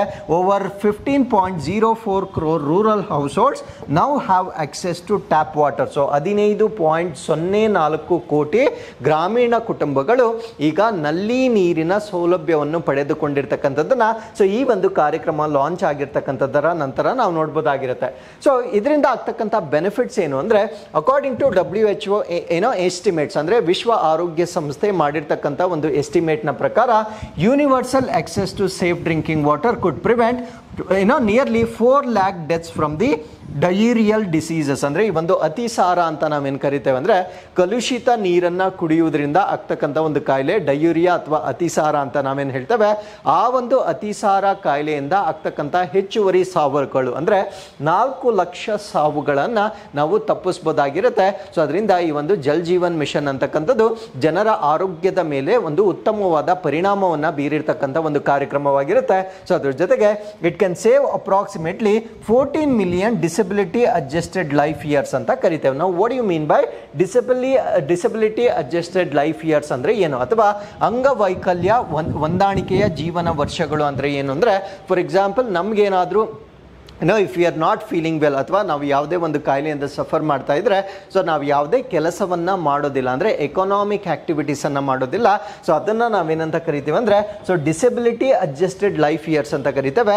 ಸೊ ಈ ಒಂದು ವಾಟರ್ ಕನೆಕ್ಷನ್ ಕೊಡುವ ಕಾರಣದಿಂದ 14 million disability adjusted life years ಅನ್ನ ನಾವು ಬಳಕೆ ಮಾಡ್ಕೊಳ್ತಕ್ಕಂಥದ್ದನ್ನ ನಾವು ನೋಡ್ಬೋದಾಗಿರುತ್ತೆ. ಸೊ ಯಾವಾಗ ನಾವು ಆರೋಗ್ಯವಂತರಾಗಿರ್ತೇವೆ ಅವಾಗ ನಾವು ಎಕನಾಮಿಕ್ ಆಕ್ಟಿವಿಟೀಸ್ ಅಲ್ಲಿ ಪಾರ್ಟಿಸಿಪೇಟ್ ಮಾಡೋದ್ರಿಂದ ಸೊ ಒಂದು ದೇಶದ ಆರ್ಥಿಕ ಅಭಿವೃದ್ಧಿಗೂ ಕೂಡ ಕಾಂಟ್ರಿಬ್ಯೂಟ್ ಆಗ್ತಕ್ಕಂಥ ಒಂದು ಕಾರ್ಯಕ್ರಮ ಇದಾಗಿರುತ್ತೆ. So you can connect from different angles. So this is most important whenever you write mains answer writing ಮತ್ತೆ ಎಸ್ಸೆ ರೈಟಿಂಗ್ ಬರೆಯುವಾಗ ಈ ರೀತಿಯಾಗಿ ಡಿಫ್ರೆಂಟ್ ಡೈಮೆನ್ಷನ್ಸ್ ಅಲ್ಲಿ ನೀವು ಮಾತಾಡಬೇಕಾಗಿರುತ್ತೆ. ಸೊ ಅದಾದ್ಮೇಲೆ women and girls spend less time collecting water. So ಮುಂಚೆ ಮೈಲಿಗಟ್ಟಲೆ ಮಹಿಳೆಯರು ಮತ್ತೆ ಈ ಒಂದು ಬಾಲಕಿಯರು ನೀರಿಗಾಗಿ ಹೋಗಬೇಕಾಗಿರುತ್ತೆ. ಸೊ ಇವಾಗ ಅದನ್ನೆಲ್ಲ ಕಡಿಮೆ ಮಾಡಿರುವ ಕಾರಣದಿಂದ even they can involve in other income generation activities, ಅಂದ್ರೆ ಆದಾಯವನ್ನ ವೃದ್ಧಿ ಮಾಡ್ತಕ್ಕಂಥ ಬೇರೆ ಕೆಲಸಗಳಲ್ಲೂ ಕೂಡ ತೊಡಗಿಕೊಳ್ತಕ್ಕಂಥದ್ದು ಮತ್ತೆ ಎಜುಕೇಶನ್ ಅಥವಾ ಶಿಕ್ಷಣವನ್ನ ಕೂಡ ಅವರು ಮುಗಿಸ್ತಕ್ಕಂಥ ಒಂದು ಅಡ್ವಾಂಟೇಜ್ ಅನ್ನ ಸೊ ಈ ಒಂದು ಕಾರ್ಯಕ್ರಮದ ಔಟ್ಕಮ್ ಅಲ್ಲಿ ನಾವು ನೋಡಬಹುದಾಗಿರುತ್ತೆ. ಸೊ ಈ ಒಂದು ಜಲ್ ಜೀವನ್ ಮಿಷನ್ ಏನಿರುತ್ತೆ ಸೊ ಇದು ಪ್ರಮುಖವಾಗಿ ಡ್ರಿಂಕಿಂಗ್ ವಾಟರ್ ಅಥವಾ ಕುಡಿಯುವ ನೀರನ್ನ ಕೊಡ್ತಕ್ಕಂಥದ್ದು. ಟಾರ್ಗೆಟ್ ಇಯರ್ ಎಷ್ಟಾಗಿತ್ತು ಅಂದ್ರೆ 2024ರ ವೇಳೆಗೆ, ಅಂದ್ರೆ ಈ ವರ್ಷದ ಅಂತ್ಯದ ವೇಳೆಗೆ ಸೊ ನಮ್ಮ ಭಾರತ ದೇಶದ ಪ್ರತಿಯೊಂದು ಹಳ್ಳಿಯಲ್ಲಿರ್ತಕ್ಕಂಥ ಪ್ರತಿಯೊಂದು ಮನೆಗೂ ಟ್ಯಾಪ್ ವಾಟರ್ನ ಮುಖಾಂತರ ಕುಡಿಯುವ ಕುಡಿಯುವ ನೀರನ್ನು ಒದಗಿಸ್ತಕ್ಕಂಥ ಒಂದು ಯೋಜನೆ ಆಗಿರುತ್ತೆ. ಸೊ ಈ ಒಂದು ಯೋಜನೆಯ ಕಾಂಪೊನೆಂಟ್ಸ್ ಅಥವಾ ಘಟಕಗಳನ್ನು ನಾವು ನೋಡೋದಾದ್ರೆ ವಾಟರ್ ಕನ್ಸರ್ವೇಷನ್ ಅಂದ್ರೆ ನೀರನ್ನ ಸಂರಕ್ಷಣೆ ಮಾಡ್ತಕ್ಕಂಥದ್ದು, ರೈನ್ ವಾಟರ್ ಹಾರ್ವೆಸ್ಟಿಂಗ್, ಸೊ ಇವೆಲ್ಲ ಗೊತ್ತಿರಬೇಕು, ಬರೀ ಟ್ಯಾಪ್ ವಾಟರ್ ಕನೆಕ್ಷನ್ ಅಂತ ಮಾತ್ರ ನಮ್ಗೆ ಗೊತ್ತಿರುತ್ತೆ. ಸೊ ಅದ್ರ ಜೊತೆ ನೀರನ್ನ ನಾವು ಸಂರಕ್ಷಣೆ ಮಾಡಬೇಕು. ರೈನ್ ವಾಟರ್ ಹಾರ್ವೆಸ್ಟಿಂಗ್ ಅಂದ್ರೆ ಮಳೆ ಕೊಯ್ಲು ಮಾಡ್ತಕ್ಕಂಥದ್ದು ಕೂಡ ಜಲ್ ಜೀವನ್ ಮಿಷನ್ ಅಲ್ಲಿ ಬರುತ್ತೆ. ಸೊ ಅದಾದ್ಮೇಲೆ ಗ್ರೌಂಡ್ ವಾಟರ್ ರೀಚಾರ್ಜ್ ಅಂದ್ರೆ ಅಂತರ್ಜಲ ನೀರನ್ನ ಮರುಪೂರಣ ಮಾಡ್ತಕ್ಕಂಥದ್ದು ಕೂಡ ಸೊ ಈ ಒಂದು ಯೋಜನೆಯಲ್ಲಿ ಬರ್ತಕ್ಕಂಥ ಡಿಫ್ರೆಂಟ್ ಕಾಂಪೊನೆಂಟ್ಸ್ ಆಗಿ ನಾವು ನೋಡಬಹುದಾಗಿರುತ್ತೆ. ಸೊ ಅದಾದ್ಮೇಲೆ ಗ್ರೇ ವಾಟರ್ ಮ್ಯಾನೇಜ್ಮೆಂಟ್ ಅಂತ ಕರಿತೇವೆ. Treatment and reuse of grey water ಅಂದ್ರೆ ಈ ಬೂದು ನೀರು ಅಂತ ನಾವೇನ್ ಕರಿತೇವೆ. ಬೂದು ನೀರು ಅಂದ್ರೆ ಸೊ ನಾವು ಈ ಒಂದು ಟಾಯ್ಲೆಟ್ರೀಸ್ ಗಳಲ್ಲಿ ಬಳಕೆ ಮಾಡದೆ ಇರ್ತಕ್ಕಂಥ ಬೇರೆಲ್ಲ ನೀರು, ಅಂದ್ರೆ ನಾವು ಪಾತ್ರೆಗಳನ್ನ ತೊಳಿತಕ್ಕಂಥ ನೀರು, ಸ್ನಾನ ಮಾಡ್ತಕ್ಕಂಥ ನೀರು, ಮನೆಯನ್ನ ತೊಳಿತಕ್ಕಂಥ ನೀರು, ಸೊ ಇವೆಲ್ಲವನ್ನ ನಾವು ಗ್ರೇ ವಾಟರ್ ಅಂತ ಕರಿತೇವೆ. ಸೊ ಈ ಒಂದು ಗ್ರೇ ವಾಟರ್ ಅನ್ನ ನಾವು ಮರು ಬಳಕೆ ಮಾಡಬಹುದಾಗಿರುತ್ತೆ. ಸೊ ಈ ಒಂದು ಗ್ರೇ ವಾಟರ್ ಟ್ರೀಟ್ಮೆಂಟ್ ಅನ್ನೋದನ್ನ ಕೂಡ ನಾವು ಈ ಒಂದು ಜಲ್ ಜೀವನ್ ಮಿಷನ್ ಅಲ್ಲಿ ಒನ್ ಆಫ್ ದಿ ಕಾಂಪೊನೆಂಟ್ಸ್ ಆಗಿ ನೋಡಬಹುದಾಗಿರುತ್ತೆ. ಸೊ ಅದಾದ್ಮೇಲೆ ಇದರಲ್ಲಿ ಬರೀ ಸರ್ಕಾರ ಮಾತ್ರವಲ್ಲ, ಇವನ್ ಕಮ್ಯುನಿಟಿ ಪಾರ್ಟಿಸಿಪೇಷನ್ ಅಥವಾ ಅಲ್ಲಿರ್ತಕ್ಕಂಥ ಲೋಕಲ್ ಕಮ್ಯುನಿಟಿ ಅಥವಾ ಸ್ಥಳೀಯ ಸಮುದಾಯ ಕೂಡ ಇದರ ಪ್ಲಾನಿಂಗ್ ಮತ್ತೆ ಮ್ಯಾನೇಜ್ಮೆಂಟ್ಗೆ ಸೊ ಅವರು ಕೂಡ ಪಾರ್ಟಿಸಿಪೇಟ್ ಮಾಡ್ಬೋದಾಗಿರ್ತಕ್ಕಂಥ ಕಾರ್ಯಕ್ರಮವಾಗಿರುತ್ತೆ. ಸೊ ಇದರ ಇಂಪ್ಲಿಮೆಂಟೇಷನ್ ಸ್ಟ್ರಾಟಜಿಯನ್ನು ನಾವು ನೋಡೋದಾದ್ರೆ so they are going to prepare village action plan. So ಪ್ರತಿಯೊಂದು ಕಾರ್ಯಕ್ರಮವನ್ನು ಇಂಪ್ಲಿಮೆಂಟ್ ಮಾಡೋದಕ್ಕಿಂತ ಮುಂಚೆ ಆ ಗ್ರಾಮಕ್ಕೆ ಸಂಬಂಧಪಟ್ಟಿರ್ತಕ್ಕಂಥ ಒಂದು ಆಕ್ಷನ್ ಕ್ರಿಯಾ ಯೋಜನೆಯನ್ನು ಅವರು ಡೆವಲಪ್ ಮಾಡ್ತಾರೆ. ಸೊ ಅಲ್ಲೂ ಕೂಡ ನಾವು active participation of the community ಅಂದ್ರೆ ಆ ಗ್ರಾಮದ ಗ್ರಾಮಸ್ಥರು ಕೂಡ ಸೊ ಇಲ್ಲಿ ಸಕ್ರಿಯವಾಗಿ ಪಾಲ್ಗೊಳ್ಳೋದನ್ನ ನಾವು ಇಲ್ಲಿ ವೆಲ್ಕಮ್ ಮಾಡ್ತಕ್ಕಂಥದ್ದನ್ನ ನಾವು ಇಲ್ಲಿ ಗಮನಿಸಬಹುದಾಗಿರುತ್ತೆ. ಸೊ ಅದಾದ್ಮೇಲೆ ಇದರಲ್ಲಿ ಕೆಪಾಸಿಟಿ ಬಿಲ್ಡಿಂಗ್ ಅನ್ನ ಕೂಡ ಮಾಡ್ತಾರೆ. ಅದರ ಅರ್ಥ ಏನು ಅಂದ್ರೆ training and capacity building of the local communities and officials, ಅಂದ್ರೆ ಅಲ್ಲಿರ್ತಕ್ಕಂಥ ಸ್ಥಳೀಯರು ಮತ್ತೆ ಅಲ್ಲಿರ್ತಕ್ಕಂಥ ಅಫಿಷಿಯಲ್ಸ್ ಯಾರಿರ್ತಾರೆ ಸೊ ಅವರಿಗೆ ತರಬೇತಿ ನೀಡ್ತಕ್ಕಂಥದ್ದು ಮತ್ತೆ ಸಾಮರ್ಥ್ಯವನ್ನ ಅಭಿವೃದ್ಧಿ ಮಾಡ್ತಕ್ಕಂಥದ್ದು ಕೂಡ ಸೊ ನಾವು ಇದರಲ್ಲಿ ನೋಡಬಹುದಾಗಿರುತ್ತೆ. ಸೊ ಅದಾದ್ಮೇಲೆ IEC ಅಂತ ಹೇಳ್ತೇವೆ, ಅಂದ್ರೆ ಎಕ್ಸ್ಟೆನ್ಸಿವ್ IEC ಕ್ಯಾಂಪೇನ್ಸ್ ಅಂದ್ರೆ ಇನ್ಫಾರ್ಮೇಶನ್ ಎಜುಕೇಶನ್ ಅಂಡ್ ಕಮ್ಯುನಿಕೇಶನ್. ಯಾಕಂದ್ರೆ ಸೊ ನಾವು ರೈನ್ ವಾಟರ್ ಹಾರ್ವೆಸ್ಟಿಂಗ್ ಅನ್ನ ಮಾಡಬೇಕಾಗಿದ್ರೆ, ಅದಾದ್ಮೇಲೆ ಗ್ರೌಂಡ್ ವಾಟರ್ ಅನ್ನ ರೀಚಾರ್ಜ್ ಮಾಡಬೇಕಾಗಿದ್ರೆ ಸೊ ಅವೆಲ್ಲ ನ್ಯೂ ಥಿಂಗ್ಸ್ ಆಗಿರುತ್ತೆ which people are not very well expose. So ಅದಕ್ಕೆ ಸಂಬಂಧಪಟ್ಟಂತೆ ಅವರಿಗೆ ಇನ್ಫಾರ್ಮೇಶನ್ ಮಾಹಿತಿ ಬೇಕಾಗಿರುತ್ತೆ, ಎಜುಕೇಶನ್ ಅವರಿಗೆ ಶಿಕ್ಷಣ ಬೇಕಾಗಿರುತ್ತೆ, ಮತ್ತೆ ಕಮ್ಯುನಿಕೇಶನ್ ಸಂವಹನ ಬೇಕಾಗಿರುತ್ತೆ. ಸೊ ಈ ಒಂದು ಕಾರ್ಯಕ್ರಮದಲ್ಲಿ IECಗಳನ್ನು ಕೂಡ ಮಾಡ್ತಕ್ಕಂಥದ್ದನ್ನ ಈ ಒಂದು ವಾಟರ್ ಕನ್ಸರ್ವೇಷನ್ ಅಥವಾ ನೀರಿನ ಸಂರಕ್ಷಣೆಗೆ ಬೇಕಾಗಿರ್ತಕ್ಕಂಥ ಶಿಕ್ಷಣವನ್ನ ಕೊಡ್ತಕ್ಕಂಥದ್ದನ್ನು ಕೂಡ ನಾವು ಈ ಒಂದು ಜಲ್ ಜೀವನ್ ಮಿಷನ್ ಅಲ್ಲಿ ನೋಡಬಹುದಾಗಿರುತ್ತೆ. So with this let's get into question number 5. Pradhan Mantri Vishwakarma ಯೋಜನೆಯು ಯಾವ ಗುಂಪಿನ ವ್ಯಕ್ತಿಗಳಿಗೆ ಬೆಂಬಲವನ್ನು ನೀಡುವ ಗುರಿಯನ್ನು ಹೊಂದಿದೆ? The PM Vishwakarma scheme aims to provide support to which group of the individuals? ಈ ಪ್ರಶ್ನೆಗೆ ಸರಿಯಾದ ಉತ್ತರ ಆರ್ಟಿಸನ್ಸ್ ಅಂಡ್ ಕ್ರಾಫ್ಟ್ ಪೀಪಲ್ ಅಂತ ಕರಿತೇವೆ. ಕುಶಲಕರ್ಮಿಗಳು ಮತ್ತೆ ಕರಕುಶಲಕರ್ಮಿಗಳಿಗೆ ಲಾಂಚ್ ಮಾಡಿರ್ತಕ್ಕಂಥ ಒಂದು ಪ್ರೋಗ್ರಾಮ್ ಅನ್ನ ನಾವೇನಂತ ಕರಿತೀವಿ ಅಂದ್ರೆ PM ವಿಶ್ವಕರ್ಮ ಯೋಜನೆ ಅಂತ ಕರಿತೇವೆ. ಸೊ ಈ ಒಂದು PM ವಿಶ್ವಕರ್ಮ ಯೋಜನೆಯ ಟೋಟಲ್ ಔಟ್ಲೇ ಅಥವಾ ಬಜೆಟ್ ಎಷ್ಟಿರುತ್ತೆ ಅಂದ್ರೆ 13,000 crores ಅನ್ನ ನಾವು ನೋಡಬಹುದಾಗಿರುತ್ತೆ. ಸೊ ಇದರಲ್ಲಿ 18 ಟ್ರೆಡಿಷನಲ್ ಟ್ರೇಡರ್ಸ್ ಅನ್ನ ಇದರಲ್ಲಿ ಕವರ್ ಮಾಡಿರ್ತಾರೆ. ಅಂದ್ರೆ ಮೊದಲ ಹಂತದಲ್ಲಿ 18 ವರ್ಗಗಳಿಗೆ ಸೇರಿರ್ತಕ್ಕಂಥ ಈ ಕರಕುಶಲ ಕರ್ಮಿಗಳನ್ನ ಈ ಒಂದು ಯೋಜನೆಯಲ್ಲಿ ಕವರ್ ಮಾಡಲಾಗಿರುತ್ತೆ. ಆರ್ಟಿಸನ್ಸ್ ಮತ್ತೆ ಕ್ರಾಫ್ಟ್ಸ್ ಮ್ಯಾನ್ಸ್ ಅಂತ ಕರಿತೇವೆ, ಅಂದ್ರೆ ಕುಶಲಕರ್ಮಿಗಳು ಮತ್ತೆ ಕರಕುಶಲ ಕರ್ಮಿಗಳಿಗೆ ಮೋಟಿವೇಟ್ ಮಾಡ್ತಕ್ಕಂಥದ್ದು ಅಥವಾ ಪ್ರೋತ್ಸಾಹವನ್ನ ನೀಡ್ತಕ್ಕಂಥ ಒಂದು ಕಾರ್ಯಕ್ರಮವಾಗಿರುತ್ತೆ. ಯಾವ ರೀತಿ ಪ್ರೋತ್ಸಾಹವನ್ನ ಕೊಡ್ತಾರೆ ಅಂದ್ರೆ credit support up to 1 lakh rupees, ಅಂದ್ರೆ ಇವರಿಗೆ ಸಾಲವನ್ನ ಕೊಡ್ತಕ್ಕಂಥದ್ದು, ಅಂದ್ರೆ ಅವರ ಒಂದು ಪ್ರಾಡಕ್ಟ್ಸ್ ಅಥವಾ ಉತ್ಪನ್ನಗಳನ್ನ ಉತ್ಪಾದನೆ ಮಾಡಲಿಕ್ಕೆ ಬೇಕಾಗಿರ್ತಕ್ಕಂಥ ಸಾಲದ ಬೆಂಬಲವನ್ನ ಕೊಡ್ತಕ್ಕಂಥದ್ದು 1 ಲಕ್ಷದವರೆಗೆ ಇವರಿಗೆ ಸಾಲವನ್ನ ನೀಡಲಾಗುತ್ತೆ. ಅಂಡ್ 2 lakh ಅಂದ್ರೆ ಫಸ್ಟ್ ಕಂತಿನಲ್ಲಿ 1 ಲಕ್ಷ ಕೊಡಲಾಗುತ್ತೆ, ಎರಡನೇ ಕಂತಿನಲ್ಲಿ 2 ಲಕ್ಷ ಕೊಡಲಾಗುತ್ತೆ. ಸೊ ಅದಾದ್ಮೇಲೆ ಅವರಿಗೆ ಇಂಟ್ರೆಸ್ಟ್ ರೇಟ್ ಅಥವಾ ಬಡ್ಡಿ ದರ ಏನಿರುತ್ತೆ ಅದರಲ್ಲಿ 5% ವರೆಗೂ ರಿಯಾಯಿತಿಯನ್ನ ಕೊಡ್ತಕ್ಕಂಥ ಕಾರ್ಯಕ್ರಮವನ್ನು ನಾವು PM ವಿಶ್ವಕರ್ಮ ಸ್ಕೀಮ್ ಅಂತ ಕರಿತೇವೆ. ಸೊ ಈ ಒಂದು ಸ್ಕೀಮ್ ನಲ್ಲಿ ಸ್ಕಿಲ್ ಅಪ್ಗ್ರೇಡೇಷನ್ ಮಾಡ್ತಾರೆ, ಅಂದ್ರೆ ಅವ್ರಿಗೆ ಆಲ್ರೆಡಿ ಏನ್ ಕೌಶಲ್ಯ ಇರುತ್ತೆ ಸೊ ಅದನ್ನ ಇನ್ನೂ ಅಪ್ಗ್ರೇಡೇಷನ್ ಮಾಡ್ತಕ್ಕಂಥದ್ದು. ಟೂಲ್ ಕಿಟ್ ಇನ್ಸೆಂಟಿವ್ಸ್ ಅಂದ್ರೆ ಅವರು ಕರಕುಶಲ ವಸ್ತುಗಳನ್ನ ತಯಾರಿ ಮಾಡಲಿಕ್ಕೆ ಕೆಲವೊಂದು ಟೂಲ್ಸ್ ಬೇಕಾಗಿರುತ್ತೆ, ಆ ಒಂದು ಸಲಕರಣೆಗಳನ್ನ ಪರ್ಚೇಸ್ ಮಾಡಲಿಕ್ಕೆ ಸೊ ಅವ್ರಿಗೆ ಇನ್ಸೆಂಟಿವ್ಸ್ ಅಥವಾ ಪ್ರೋತ್ಸಾಹ ಧನವನ್ನ ಕೊಡ್ತಕ್ಕಂಥದ್ದನ್ನ ಕೂಡ ನಾವು ಇದರಲ್ಲಿ ನೋಡಬಹುದಾಗಿರುತ್ತೆ. ಹಾಗಿದ್ರೆ ಆ 18 ಕರಕುಶಲ ಕೆಲಸಗಳು ಏನೇನಾಗಿರುತ್ತೆ ಅಂತ ಸೊ ಇಲ್ಲಿ ನಾವು ಪಟ್ಟಿಯನ್ನು ಕೊಟ್ಟಿರ್ತೇವೆ, ಈ ಪಟ್ಟಿಯನ್ನು ನೋಡ್ಕೊಳ್ಬೋದಾಗಿರುತ್ತೆ. ಸೊ ಅದರಲ್ಲಿ ಒಂದೆರಡು ಎಕ್ಸಾಂಪಲ್ ಹೇಳೋದಾದ್ರೆ ಕಾರ್ಪೆಂಟರ್ ಆಗಿರ್ಬೋದು, ಬೂಟ್ ಮೇಕರ್ ಆಗಿರ್ಬೋದು, ಆರ್ಮರರ್ ಆಗಿರ್ಬೋದು, ಬ್ಲ್ಯಾಕ್ ಸ್ಮಿತ್ ಆಗಿರ್ಬೋದು, ಈ ರೀತಿಯಾಗಿ 18 ಕರಕುಶಲ ಕರ್ಮಿಗಳಿಗೆ ಪ್ರೋತ್ಸಾಹ ಕೊಡ್ತಕ್ಕಂಥ ಕಾರ್ಯಕ್ರಮವನ್ನು ನಾವು PM ವಿಶ್ವಕರ್ಮ ಕಾರ್ಯಕ್ರಮ ಅಂತ ಕರಿತೇವೆ. ಸೊ ಈ ಒಂದು ಕಾರ್ಯಕ್ರಮ ಏನಿರುತ್ತೆ ಇದು ಸೆಂಟ್ರಲ್ ಸೆಕ್ಟರ್ ಸ್ಕೀಮ್ ಆಗಿರುತ್ತೆ, ಅಂದ್ರೆ ಕೇಂದ್ರ ವಲಯದ ಯೋಜನೆ ಆಗಿರುತ್ತೆ. ಇದರ ಕಂಪ್ಲೀಟ್ ಫಂಡ್ಸ್ ಅನ್ನ ಕೇಂದ್ರ ಸರ್ಕಾರ ಭರಿಸ್ತಕ್ಕಂಥದ್ದನ್ನ ನಾವಿಲ್ಲಿ ನೋಡಬಹುದಾಗಿರುತ್ತೆ. ಸೊ ಈ ಒಂದು ಕಾರ್ಯಕ್ರಮ ಮಿನಿಸ್ಟ್ರಿ ಆಫ್ ಮೈಕ್ರೋ ಸ್ಮಾಲ್ ಮತ್ತೆ ಮೀಡಿಯಂ ಎಂಟರ್ಪ್ರೈಸಸ್ ನ ಮುಖಾಂತರ ಲಾಂಚ್ ಮಾಡಿರ್ತಾರೆ. ನಮ್ಮ ಭಾರತ ದೇಶದಿಂದ ಸೂಕ್ಷ್ಮ ಸಣ್ಣ ಮತ್ತು ಮಧ್ಯಮ ಉದ್ಯಮಗಳ ಸಚಿವಾಲಯ ಏನಿರುತ್ತೆ ಸೊ ಅದರಿಂದ ಲಾಂಚ್ ಮಾಡಿರ್ತಕ್ಕಂಥ ಕಾರ್ಯಕ್ರಮವನ್ನು ನಾವು ನೋಡಬಹುದಾಗಿರುತ್ತೆ. ಸೊ ಇದು ನಮ್ಮ ಭಾರತ ದೇಶದಲ್ಲಿ ಆರ್ಟಿಸನ್ಸ್ ಮತ್ತೆ ಕ್ರಾಫ್ಟ್ ಪೀಪಲ್ ಏನಿರ್ತಾರೆ ಸೊ ಅವರಿಗೆ ಸಪೋರ್ಟ್ ಮಾಡ್ತಕ್ಕಂಥ ಒಂದು ಕಾರ್ಯಕ್ರಮವಾಗಿರುತ್ತೆ.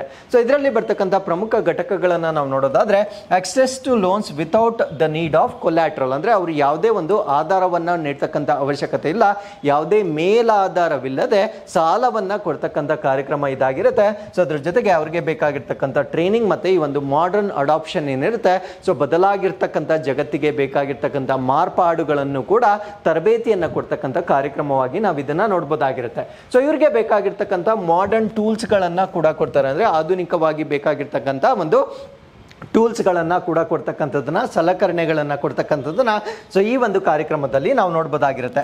ಸೊ ಅದಾದ್ಮೇಲೆ encouragement and incentives for adapting digital payment, ಅಂದ್ರೆ ಯಾರು ಈ ಒಂದು ತಮ್ಮ ವಸ್ತುಗಳನ್ನು ಮಾರಾಟ ಮಾಡಿದಾಗ ಡಿಜಿಟಲ್ ಪೇಮೆಂಟ್ಸ್ ಅನ್ನ ಎನ್ಕರೇಜ್ ಮಾಡ್ತಾರೆ ಅವರಿಗೆ ಪ್ರೋತ್ಸಾಹ ಧನವನ್ನ ನೀಡ್ತಕ್ಕಂಥದ್ದು ಅಥವಾ ಬೆಂಬಲವನ್ನ ನೀಡ್ತಕ್ಕಂಥದ್ದನ್ನು ಕೂಡ ಸೊ ಈ ಒಂದು ಕಾರ್ಯಕ್ರಮದಲ್ಲಿ ನಾವು ನೋಡ್ಬೋದಾಗಿರುತ್ತೆ. ಸೊ ಅದ್ರ ಜೊತೆಗೆ ಅವ್ರಿಗೆ ಬೇಕಾಗಿರ್ತಕ್ಕಂಥ ಮಾರ್ಕೆಟ್ ಲಿಂಕೇಜ್ ಸಪೋರ್ಟ್, ಅಂದ್ರೆ ಬರೀ ಪ್ರಾಡಕ್ಟ್ಸ್ ಅನ್ನ ಮ್ಯಾನುಫ್ಯಾಕ್ಚರ್ ಮಾಡಿದ್ರೆ ಸಾಕಾಗೋದಿಲ್ಲ, ಅದನ್ನ ಮಾರಾಟ ಮಾಡಲಿಕ್ಕೆ ಒಂದು ಪಬ್ಲಿಸಿಟಿ ಬೇಕಾಗಿರುತ್ತೆ ಅಥವಾ ಒಂದು ವೇದಿಕೆ ಬೇಕಾಗಿರುತ್ತೆ. ಆ ಒಂದು ವೇದಿಕೆಯನ್ನು ಕೂಡ ಈ ಒಂದು PM ವಿಶ್ವಕರ್ಮ ಯೋಜನೆ ಅಡಿಯಲ್ಲಿ ಕ್ರಿಯೇಟ್ ಮಾಡ್ತಕ್ಕಂಥದ್ದನ್ನ ನಾವಿಲ್ಲಿ ಗಮನಿಸಬಹುದಾಗಿರುತ್ತೆ. ಸೊ ಇದಕ್ಕೆ ಬೇಕಾಗಿರ್ತಕ್ಕಂಥ funding budget allocation up to 13,000 crores ಅನ್ನ ಇದಕ್ಕೆ ಅಲೋಕೇಟ್ ಮಾಡಿರ್ತಕ್ಕಂಥದ್ದನ್ನ ನಾವು ನೋಡಬಹುದಾಗಿರುತ್ತೆ. ಸೊ ಲೋನ್ ಡೀಟೇಲ್ಸ್ ಗಳನ್ನ ನಾವು ನೋಡೋದಾದ್ರೆ, ಅಂದ್ರೆ ಸಾಲದ ವಿವರಗಳನ್ನ ನಾವು ನೋಡೋದಾದ್ರೆ, artisans can avail loans up to 3 lakh at very nominal rate. So ನಾನು ಮುಂಚೆನೆ ಹೇಳಿದಾಗೆ ಮೊದಲ ಕಂತಿನಲ್ಲಿ 1 ಲಕ್ಷ, ಎರಡನೇ ಕಂತಿನಲ್ಲಿ 2 ಲಕ್ಷ ಕೊಡಲಾಗುತ್ತೆ. ಸೊ ಈ ಒಂದು ಸಾಲಕ್ಕೆ ತುಂಬಾ ಕಡಿಮೆ ಬಡ್ಡಿ ದರದಲ್ಲಿ ಸಾಲವನ್ನು ನೀಡ್ತಕ್ಕಂಥದ್ದನ್ನ ನಾವಿಲ್ಲಿ ಗಮನಿಸಬಹುದಾಗಿರುತ್ತೆ. So with this let's get into question number 6. Quit India ಚಳುವಳಿಯ ಇನ್ನೊಂದು ಹೆಸರೇನು? What is the another name of the quit India movement? ಈ ಪ್ರಶ್ನೆಗೆ ಸರಿಯಾದ ಉತ್ತರ ಸೊ ಈ ಒಂದು ಮೂವ್ಮೆಂಟ್ಗೆ ನಾವು ಆಗಸ್ಟ್ ಕ್ರಾಂತಿ ಅಂತ ಕೂಡ ಕರಿತೇವೆ. ಸೊ ಇದು ಆಗಸ್ಟ್ ತಿಂಗಳಲ್ಲಿ ಪ್ರಾರಂಭವಾಗಿರುವ ಕಾರಣದಿಂದ ಸೊ ಈ ಒಂದು ಚಳುವಳಿಯ ಬಗ್ಗೆ ಇಂಪಾರ್ಟೆಂಟ್ ಪಾಯಿಂಟ್ಸ್ ಏನಿದಾವೆ ಅದನ್ನು ನಾವಿಲ್ಲಿ ಡಿಸ್ಕಸ್ ಮಾಡ್ತಾ ಬರೋಣ. ಸೊ ಇದನ್ನು ನಾವು ಭಾರತ ಕ್ವಿಟ್ ಇಂಡಿಯಾ ಚಳುವಳಿ ಅಥವಾ ಭಾರತ ಬಿಟ್ಟು ತೊಲಗಿ ಚಳುವಳಿ ಅಂತ ಕರಿತೇವೆ. ಸೊ ಈ ಒಂದು ಚಳುವಳಿಯನ್ನ ಆಗಸ್ಟ್ ಕ್ರಾಂತಿ ಅಂತ ಕೂಡ ಕರೀತಾರೆ. ಸೊ ಅದ್ರ ಜೊತೆಗೆ ಭಾರತ್ ಛೋಡೋ ಆಂದೋಲನ್ ಅಂತ ಕೂಡ ಕರೀತಾರೆ. ಸೊ ಇದು ನಮ್ಮ ಭಾರತ ದೇಶದ ಈ ಒಂದು ಸ್ವತಂತ್ರ ಹೋರಾಟದ ಚಳುವಳಿಗಳೇನಿರ್ತವೆ ಸೊ ಅದರಲ್ಲಿ ಅತ್ಯಂತ ಮುಖ್ಯವಾಗಿರ್ತಕ್ಕಂಥ ಒಂದು ಚಳುವಳಿ ಅಂತ ನಾವು ಇದನ್ನ ಕನ್ಸಿಡರ್ ಮಾಡಬಹುದಾಗಿರುತ್ತೆ. ಸೊ ಇದರ ಲಾಂಚ್ ಯಾವಾಗ ಇದನ್ನ ಪ್ರಾರಂಭ ಮಾಡಿದ್ರು ಮತ್ತೆ ಇದರ ನಾಯಕತ್ವವನ್ನ ಯಾರು ವಹಿಸ್ಕೊಂಡ್ರು ಅಂತ ನಾವು ನೋಡೋದಾದ್ರೆ, ಸೊ ಇದನ್ನ ಲಾಂಚ್ ಮಾಡಿರ್ತಕ್ಕಂಥವ್ರು ಮಹಾತ್ಮ ಗಾಂಧಿ ಅವರು ಇದನ್ನ ಲಾಂಚ್ ಮಾಡಿರ್ತಾರೆ. ಸೊ ಲಾಂಚ್ ಮಾಡಿರ್ತಕ್ಕಂಥ ದಿನಾಂಕ ಆಗಸ್ಟ್ 8, 1942ರಲ್ಲಿ ಲಾಂಚ್ ಮಾಡಿರ್ತಕ್ಕಂಥ ಒಂದು ಸತ್ಯ ಒಂದು ರಿವೋಲ್ಟ್ ಆಗಿರುತ್ತೆ ಅಥವಾ ಒಂದು ಚಳುವಳಿ ಆಗಿರುತ್ತೆ. ಸೊ ಈ ಒಂದು ಚಳುವಳಿಯನ್ನ ಡ್ಯೂರಿಂಗ್ ವರ್ಲ್ಡ್ ವಾರ್ II ಅಥವಾ ವಿಶ್ವ ಸಮರ 2ರ ಸಮಯದಲ್ಲಿ ಲಾಂಚ್ ಮಾಡಲಾಗಿರುತ್ತೆ. ಅಟ್ ಬಾಂಬೆ ಸೆಷನ್, ಬಾಂಬೆ ಅಧಿವೇಶನದಲ್ಲಿ ಆಲ್ ಇಂಡಿಯಾ ಕಾಂಗ್ರೆಸ್ ಕಮಿಟಿಯ ಬಾಂಬೆ ಅಧಿವೇಶನ ಏನು ನಡೀತಾ ಇರುತ್ತೆ ಆ ಒಂದು ಸಮಯದಲ್ಲಿ 1942ರಲ್ಲಿ ಪ್ರಾರಂಭವಾಗಿರ್ತಕ್ಕಂಥ ಒಂದು ಚಳುವಳಿ ಆಗಿರುತ್ತೆ. So Gandhi's call for do or die urged Indians to non violently resist British rule. So ಈ ಒಂದು ಸಮಯದಲ್ಲಿ ಮಹಾತ್ಮ ಗಾಂಧಿ ಅವರು ಮಾಡು ಇಲ್ಲವೇ ಮಡಿ ಅಂತಕ್ಕಂಥ ಒಂದು ಕರೆಯನ್ನ ನೀಡ್ತಾರೆ. ಸೊ ಈ ಒಂದು ಕರೆಯ ಮಹತ್ವವೇನು ಅಂದ್ರೆ ಬ್ರಿಟಿಷರ ಆಳ್ವಿಕೆಯ ವಿರುದ್ಧ ಅಹಿಂಸಾತ್ಮಕವಾಗಿ ಹೋರಾಟ ಮಾಡ್ತಕ್ಕಂಥ ಒಂದು ಕರೆಯನ್ನ ಸೊ ಈ ಒಂದು ಸಮಯದಲ್ಲಿ ಕೊಟ್ಟಿರ್ತಕ್ಕಂಥದ್ದನ್ನು ನಾವಿಲ್ಲಿ ಗಮನಿಸಬಹುದಾಗಿರುತ್ತೆ. ಸೊ ಇದರ ಬ್ಯಾಕ್ಗ್ರೌಂಡ್ ಅಥವಾ ಹಿನ್ನೆಲೆ ಮತ್ತೆ ಕಾರಣಗಳನ್ನು ನಾವು ನೋಡೋದಾದ್ರೆ, it is triggered by the failure of the Cripps mission to secure Indian support for the British war efforts. ಅಂದ್ರೆ ಬ್ರಿಟಿಷರ ಈ ಒಂದು ವಿಶ್ವ ಸಮರ 2ನೇ ಸಮಯದಲ್ಲಿ ಭಾರತ ದೇಶದ ಬೆಂಬಲವನ್ನು ಪಡೀಲಿಕ್ಕೆ ಒಂದು ಕ್ರಿಪ್ಸ್ ಮಿಷನ್ ಅಂತ ಮಾಡ್ತಾರೆ. ಬಟ್ ಭಾರತೀಯರು ಇದಕ್ಕೆ ಬೆಂಬಲವನ್ನು ಕೊಡೋದಿಲ್ಲ. ಸೊ ಈ ಕ್ರಿಪ್ಸ್ ಮಿಷನ್ ಏನ್ ಫೇಲ್ಯೂರ್ ಆಗುತ್ತೆ ಸೊ ಅದಕ್ಕೆ ರಿವೋಲ್ಟ್ ಆಗಿ ಭಾರತ ದೇಶದವರು ಪ್ರಾರಂಭ ಮಾಡಿರ್ತಕ್ಕಂಥ ಒಂದು ಚಳುವಳಿ ಇದಾಗಿರುತ್ತೆ. ಸೊ ಈ ಒಂದು ಚಳುವಳಿಯಿಂದ ನಾವೇನನ್ನ ಡಿಮ್ಯಾಂಡ್ ಮಾಡ್ತೀವಿ ಅಂದ್ರೆ demanded an end to British rule and immediate independence, ಅಂದರೆ ಬ್ರಿಟಿಷರ ಆಳ್ವಿಕೆ ನಮ್ಮ ಭಾರತ ದೇಶದಲ್ಲಿ ಅದೇ ಸಮಯಕ್ಕೆ ರದ್ದಾಗಬೇಕು, ಅದಾದಮೇಲೆ ತಕ್ಷಣವೇ ಭಾರತಕ್ಕೆ ಸ್ವಾತಂತ್ರ್ಯವನ್ನು ನೀಡಬೇಕು ಎಂದು ಕರೆಯನ್ನು ನೀಡ್ತಕ್ಕಂಥ ಚಳುವಳಿಯಾಗಿ ನಾವು ಇದನ್ನು ಕನ್ಸಿಡರ್ ಮಾಡ್ಬೋದಾಗಿರುತ್ತೆ. ಸೊ ಇನಿಷಿಯಲ್ ರೆಸ್ಪಾನ್ಸ್ ಅಂದರೆ ಆರಂಭಿಕ ಹಂತದಲ್ಲಿ ಇದರ ಪ್ರತಿಕ್ರಿಯೆ ಹೇಗಿತ್ತು ಅಂತ ನಾವು ನೋಡೋದಾದ್ರೆ, they arrested top Congress leaders. So Bharat ದೇಶದ ಪ್ರಮುಖವಾಗಿರ್ತಕ್ಕಂಥ ಕಾಂಗ್ರೆಸ್ ಲೀಡರ್ಸ್ ಅನ್ನ ಅಥವಾ ನಾಯಕರನ್ನ ಬಂಧನಗೊಳಗ ಮಾಡ್ತಾರೆ. ಸೊ ಇನ್ಕ್ಲೂಡಿಂಗ್ ಮಹಾತ್ಮ ಗಾಂಧಿ, ನೆಹರು ಮತ್ತೆ ಪಟೇಲ್ ರವರನ್ನ ಅರೆಸ್ಟ್ ಮಾಡ್ತಕ್ಕಂಥದ್ದನ್ನ ನಾವಿಲ್ಲಿ ಗಮನಿಸಬಹುದಾಗಿರುತ್ತೆ. ಸೊ ಅದಾದ್ಮೇಲೆ ಏನಾಗುತ್ತೆ ಅಂದ್ರೆ, ಭಾರತ ದೇಶದಲ್ಲಿ ಸಿವಿಲ್ ಡಿಸೊಬಿಡಿಯನ್ಸ್ ಅಂದ್ರೆ ನಮ್ಮ ಭಾರತ ದೇಶದಲ್ಲಿ ಅನೇಕ ಪ್ರತಿಭಟನೆಗಳು, ಮುಷ್ಕರಗಳು ಮತ್ತೆ ನಾಗರಿಕರ ಅಸಹಕಾರದ ಕೃತ್ಯಗಳಿಗೆ ಕಾರಣವಾಗಿರ್ತಕ್ಕಂಥ ಒಂದು ಅರೆಸ್ಟ್ ಆಗಿ ನಾವು ಇದನ್ನ ಕನ್ಸಿಡರ್ ಮಾಡಬಹುದಾಗಿರುತ್ತೆ. ಸೊ ಇದರ ಮಹತ್ವ ಮತ್ತೆ ಲೆಗೆಸಿ, ಇದರ ಪರಂಪರೆಯನ್ನ ನಾವು ನೋಡೋದಾದ್ರೆ, did not achieve immediate independence ಅಂದ್ರೆ ಈ ಒಂದು ಚಳುವಳಿಯಿಂದ ನಮಗೆ ಆ ಒಂದು ಕ್ಷಣದಲ್ಲಿ ಸ್ವತಂತ್ರ ಸಿಕ್ಕಲಿಲ್ಲ, but it was very significant because it weakened the British control. So ನಮ್ಮ ಭಾರತ ದೇಶದಲ್ಲಿ ಬ್ರಿಟಿಷರ ಒಂದು ಕಂಟ್ರೋಲ್ ಏನಿತ್ತು ಅಥವಾ ಬ್ರಿಟಿಷರ ಒಂದು ವ್ಯಾಪಕವಾಗಿರ್ತಕ್ಕಂಥ ಒಂದು ನಿಯಂತ್ರಣ ಏನಿತ್ತು, ಸೊ ಆ ಒಂದು ನಿಯಂತ್ರಣಕ್ಕೆ ಕಡಿವಾಣ ಹಾಕಲಿಕ್ಕೆ ಇದು ಮಹತ್ವವಾಗಿರ್ತಕ್ಕಂಥ ಒಂದು ಚಳುವಳಿ ಆಗಿರುತ್ತೆ.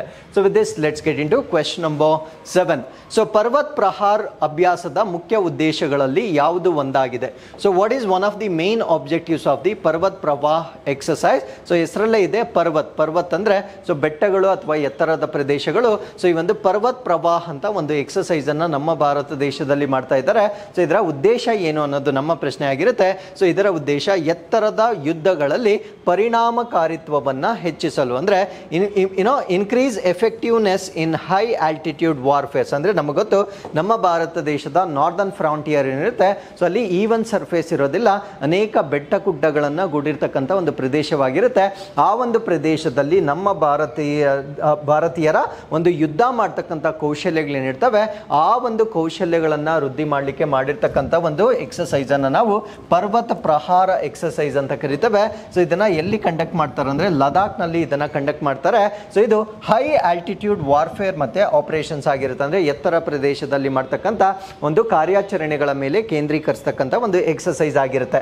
ಸೊ ಈ ಒಂದು ಎಕ್ಸಸೈಸ್ ಅನ್ನ ಮಾಡ್ತಕ್ಕಂಥದ್ದು to enhance army's readiness and effectiveness in high altitude warfares, ಅಂದ್ರೆ ಎತ್ತರ ಪ್ರದೇಶಗಳಲ್ಲಿ ನಮ್ಮ ಭಾರತ ದೇಶದ ಸೇನೆಯ ಒಂದು ಪ್ರಿಪೇರ್ಡ್ನೆಸ್ ಅನ್ನ ಅಥವಾ ಅವರ ಒಂದು ತಯಾರಿಕೆಯನ್ನು ಇಂಪ್ರೂವ್ ಮಾಡ್ತಕ್ಕಂಥ ಒಂದು ಎಕ್ಸಸೈಸ್ ಆಗಿ ನಾವು ಇದನ್ನು ಕನ್ಸಿಡರ್ ಮಾಡಬಹುದಾಗಿರುತ್ತೆ.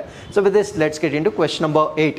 ಸೊ ಕವಚ್ 4.0ರ ಆರಂಭಿಕ ನಿಯೋಜನೆಯಿಂದ ಆವರಿಸಲ್ಪಟ್ಟ ಮಾರ್ಗದ ಕಿಲೋಮೀಟರ್ಗಳ ಒಟ್ಟು ಉದ್ದ ಎಷ್ಟು? What is the total length of route kilometres covered by initial deployment of Kavach 4.0. So ನಮ್ಮ ಭಾರತ ದೇಶದಲ್ಲಿ ರೈಲ್ವೆ ವಲಯದಲ್ಲಿ ಆಗ್ತಕ್ಕಂಥ ಆಕ್ಸಿಡೆಂಟ್ಸ್ ಏನಿರ್ತವೆ, ಆಕಸ್ಮಿಕ ಅಪಘಾತಗಳೇನಿರ್ತವೆ, ಸೊ ಅದನ್ನು ಪ್ರಿವೆಂಟ್ ಮಾಡಲಿಕ್ಕೆ ಒಂದು ಕವಚ್ ಅಂತಕ್ಕಂಥ ಇಂಡಿಜಿನಸ್ಲಿ ಅಂದರೆ ನಮ್ಮ ಭಾರತ ದೇಶದಲ್ಲಿ ಸ್ಥಳೀಯವಾಗಿ ಕ್ರಿಯೇಟ್ ಮಾಡಿರ್ತಕ್ಕಂಥ ಆಂಟಿ ಕೊಲಿಷನ್ ಸಾಫ್ಟ್ವೇರ್ ಅಥವಾ ಸಿಸ್ಟಮ್ ಅನ್ನು ಡೆವಲಪ್ ಮಾಡಿರ್ತಾರೆ, ಅದನ್ನು ಕವಚ್ ಅಂತ ಕರಿತೇವೆ. ಸೊ ಈ ಒಂದು ಕವಚ್ 4.0ದಲ್ಲಿ ಎಷ್ಟು ಕಿಲೋಮೀಟರ್ಸ್ ಅಷ್ಟು ನಮ್ಮ ಭಾರತ ದೇಶವನ್ನ ಇದರ ಅಡಿಯಲ್ಲಿ ಕವರ್ ಮಾಡಿದ್ದಾರೆ ಅನ್ನೋದು ನಮ್ಮ ಪ್ರಶ್ನೆ ಆಗಿರುತ್ತೆ. ಸೊ ಈ ಪ್ರಶ್ನೆಗೆ ಸರಿಯಾದ ಉತ್ತರ 9000 RKMs ಅಷ್ಟು ಕವರ್ ಮಾಡಿರ್ತಕ್ಕಂಥದ್ದನ್ನ ನಾವು ನೋಡಬಹುದಾಗಿರುತ್ತೆ. ಸೊ ಈ ಒಂದು ಆರ್ಟಿಕಲ್ ಅಲ್ಲಿ ನಾವು ಡಿಸ್ಕಸ್ ಮಾಡ್ತಾ ಇರ್ತಕ್ಕಂಥದ್ದು Indian railways to roll out Kavach 4.4. ನಮ್ಮ ಭಾರತ ದೇಶದಲ್ಲಿ ಕವಚ್ 4.4 ಅನ್ನ ರೋಲ್ ಔಟ್ ಮಾಡ್ತಾ ಇರ್ತಕ್ಕಂಥದ್ದನ್ನ ನಾವು ನೋಡಬಹುದಾಗಿರುತ್ತೆ. So India's railways is set to roll out Kavach 4.0, the latest version of the indigenous automatic train protection system ಆಗಿರುತ್ತೆ. ಅಂದರೆ ಇದು ಆಟೋಮ್ಯಾಟಿಕ್ ಸ್ವಯಂ ಚಾಲಿತವಾಗಿ ರೈಲನ್ನು ಸಂರಕ್ಷಣೆ ಮಾಡ್ತಕ್ಕಂಥ ಒಂದು ಸಾಫ್ಟ್ವೇರ್ ಅನ್ನು ನಾವಿಲ್ಲಿ ಇಂಪ್ಲಿಮೆಂಟ್ ಮಾಡ್ತಕ್ಕಂಥದ್ದನ್ನು ನಾವು ನೋಡ್ಬೋದಾಗಿರುತ್ತೆ.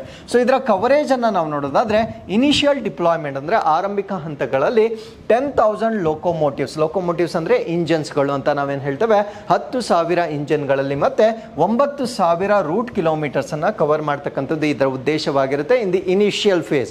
ಸೊ ಇನಿಷಿಯಲ್ ಫೇಸ್ ಆದ ನಂತರ ಇದನ್ನ ಎಕ್ಸ್ಟೆಂಡ್ ಮಾಡ್ತಕ್ಕಂಥದ್ದನ್ನು ನಾವಿಲ್ಲಿ ನೋಡ್ಬೋದಾಗಿರುತ್ತೆ. It focuses on high density routes, ಅಂದರೆ ಎಲ್ಲಿ ಹೆಚ್ಚು ಟ್ರಾವೆಲಿಂಗ್ ಇರುತ್ತೆ, ಆ ಒಂದು ರೈಲುಗಳ ಫ್ರೀಕ್ವೆನ್ಸಿ ಜಾಸ್ತಿ ಇರುತ್ತೆ. ಸೊ ಅಲ್ಲಿ ಪ್ರಮುಖವಾಗಿ ಮೊದಲ ಹಂತದ ಒಂದು ಫೋಕಸ್ ಅನ್ನು ಮಾಡಲಾಗುತ್ತೆ. ಸೊ ಪ್ರಮುಖವಾಗಿ Delhi to Howrah and Delhi to Mumbai ಏನಿರುತ್ತೆ, ಸೊ ಈ ಒಂದು ಲೇನ್ಗಳಲ್ಲಿ ಹೈ ಡೆನ್ಸಿಟಿ ಇರುವ ಕಾರಣದಿಂದ ಮೊದಲ ಹಂತದ ಇಂಪ್ಲಿಮೆಂಟೇಷನ್ ಅನ್ನ ಈ ಭಾಗದಲ್ಲಿ ನಾವು ನೋಡಬಹುದಾಗಿರುತ್ತೆ. ಸೊ ಫ್ಯೂಚರ್ ಪ್ಲಾನ್ಸ್ ಪ್ಲಾನ್ಸ್ ಅಥವಾ ಭವಿಷ್ಯದಲ್ಲಿರ್ತಕ್ಕಂಥ ಯೋಜನೆಗಳನ್ನು ನಾವು ನೋಡೋದಾದ್ರೆ expansion to cover all automatic signalling sections, ಅಂದರೆ ನಮ್ಮ ಭಾರತ ದೇಶದಲ್ಲಿ ಎಲ್ಲ ಸ್ವಯಂಚಾಲಿತ ಸಿಗ್ನಲ್ ವಿಭಾಗಗಳೇನಿದಾವೆ, ಸ್ವಯಂಚಾಲಿತ ಅಂದರೆ there is no manned signalling, so ಅದನ್ನು ಆಟೋಮೇಟ್ ಮಾಡಿರ್ತಾರೆ, ಆ ಎಲ್ಲ ಪ್ರದೇಶಗಳಿಗೂ ಇಂಪ್ಲಿಮೆಂಟ್ ಮಾಡ್ತಕ್ಕಂಥದ್ದನ್ನು ನಾವು ನೋಡ್ಬೋದಾಗಿರುತ್ತೆ. So new locomotives will come pre fitted with Kavach 4.0, ಅಂದರೆ ಇನ್ಮೇಲೆ ಹೊಸ ಇಂಜಿನ್ಗಳನ್ನು ಏನಾದರೂ ಮ್ಯಾನುಫ್ಯಾಕ್ಚರ್ ಮಾಡಿದ್ದೆ ಆದಲ್ಲಿ ಆ ಹೊಸ ಇಂಜಿನ್ಗಳಲ್ಲಿ ಅದನ್ನು ಬಳಕೆ ಮಾಡೋದಕ್ಕಿಂತ ಮುಂಚೆನೇ ಈ ಒಂದು ಕವಚ್ 4.0 ಅದರಲ್ಲಿ ಅಳವಡಿಸ್ತಕ್ಕಂಥದ್ದನ್ನು ನಾವು ಇನ್ನು ಮುಂದೆ ಬರ್ತಕ್ಕಂಥ ಲೋಕೋಮೋಟಿವ್ಸ್ಗಳಲ್ಲಿ ನೋಡ್ಬೋದಾಗಿರುತ್ತೆ.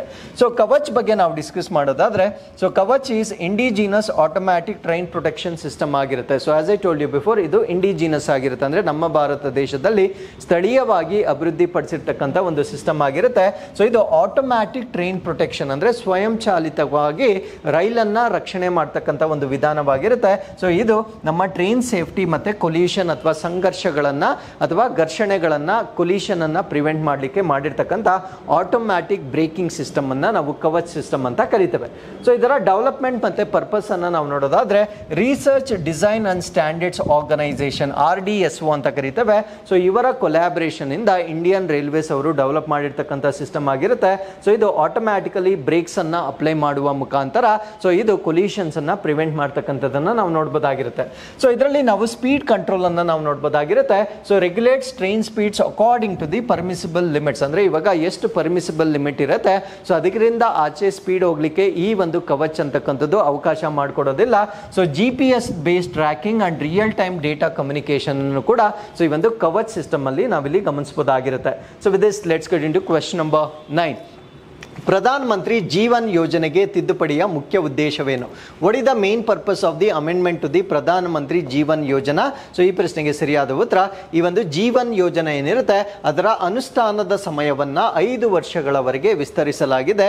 To increase timeline has been extended by 5 years, ಅಂದರೆ ಈ ಒಂದು PM ಜೀವನ್ ಯೋಜನೆ ಏನಿರುತ್ತೆ ಸೊ ಇದರ ಇಂಪ್ಲಿಮೆಂಟೇಷನ್ ಅನ್ನ ಇನ್ನೂ 5 ವರ್ಷಗಳಿಗೆ ವಿಸ್ತರಣೆ ಮಾಡಿರ್ತಕ್ಕಂಥದ್ದನ್ನು ನಾವು ನೋಡ್ಬೋದಾಗಿರುತ್ತೆ.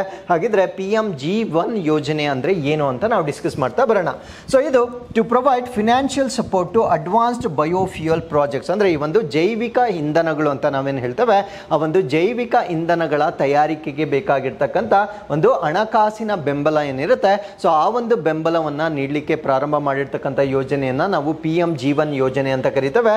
ಸೊ ಈ ಒಂದು ಯೋಜನೆಯಲ್ಲಿ ಲಿಗ್ನೋಸೆಲ್ಯುಲೋಸಿಕ್ ಬಯೋಮಾಸ್ ಮತ್ತೆ ಅದರ್ ರಿನ್ಯೂಬಲ್ ಫೀಡ್ ಸ್ಟಾಕ್ಸ್ ಗಳಿಂದ, ಅಂದ್ರೆ ಲಿಗ್ನೋಸೆಲ್ಯುಲೋಸಿಕ್ ಅಂದ್ರೆ ಏನು ಅಂತ ಮುಂದೆ ಹೇಳ್ತೇನೆ. ಸೊ ಈ ಒಂದು ಪ್ರಾಡಕ್ಟ್ಸ್ ಗಳನ್ನ ಕಚ್ಚಾ ವಸ್ತುಗಳಾಗಿ ಉಪಯೋಗಿಸಿಕೊಂಡು ಜೈವಿಕ ಇಂಧನಗಳನ್ನ ತಯಾರಿ ಮಾಡ್ತಕ್ಕಂಥ ಯೋಜನೆಗೆ ಆರ್ಥಿಕ ಬೆಂಬಲವನ್ನ ನೀಡ್ತಕ್ಕಂಥ ಒಂದು ಕಾರ್ಯಕ್ರಮವನ್ನ ನಾವು G1 ಯೋಜನೆ ಅಂತ ಕರಿತೇವೆ. ಸೊ ಇದನ್ನ ಈಗ 2028-29 ಅಂದ್ರೆ ಮುಂದಿನ 5 ವರ್ಷಗಳಿಗೆ ಎಕ್ಸ್ಟೆಂಡ್ ಮಾಡಿರ್ತಕ್ಕಂಥದ್ದನ್ನ ನಾವಿಲ್ಲಿ ನೋಡಬಹುದಾಗಿರುತ್ತೆ.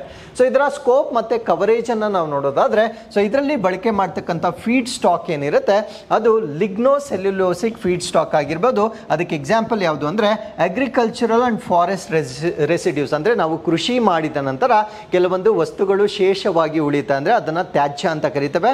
ಕೃಷಿ ತ್ಯಾಜ್ಯ ಆಗಿರ್ಬೋದು, ಅರಣ್ಯ ತ್ಯಾಜ್ಯ ಆಗಿರ್ಬೋದು, ಇಂಡಸ್ಟ್ರಿ ವೇಸ್ಟ್ ಅಂತ ಕರಿತೇವೆ, ಅಂದರೆ ಕೈಗಾರಿಕೆಗಳಿಂದ ಬರ್ತಕ್ಕಂಥ ತ್ಯಾಜ್ಯ ಆಗಿರ್ಬೋದು, ಸಿಂಥೆಸಿಸ್ ಗ್ಯಾಸ್ ಆಗಿರ್ಬೋದು, ಮತ್ತೆ ಆಲ್ಗೆ ಆಗಿರ್ಬೋದು. ಸೊ ಇವೆಲ್ಲವನ್ನ ನಾವೇನಂತ ಕರಿತೇವೆ ಅಂದರೆ ಲಿಗ್ನೋಸೆಲ್ಯುಲೋಸಿಕ್ ವೇಸ್ಟ್ ಅಂತ ಕರಿತೇವೆ. ಬಿಕಾಸ್ ಸೆಲ್ಯುಲೋಸ್ ಅಂತಕ್ಕಂಥದ್ದು ಪ್ಲಾಂಟ್ಗೆ ಸಂಬಂಧಪಟ್ಟಿರ್ತಕ್ಕಂಥ ಒಂದು ಕಾಂಪೊನೆಂಟ್ ಆಗಿರುತ್ತೆ. ಸೊ ಅದರ ಸೆಲ್ ವಾಲ್ ಏನಿರುತ್ತೆ ಅಂದರೆ ಸಸ್ಯಗಳ ಒಂದು ಕೋಶ ಭಿತ್ತಿ ಏನಿರುತ್ತೆ ಸೊ ಅದು ಸೆಲ್ಯುಲೋಸ್ ಇಂದ ಮಾಡಲ್ಪಟ್ಟಿರುತ್ತೆ.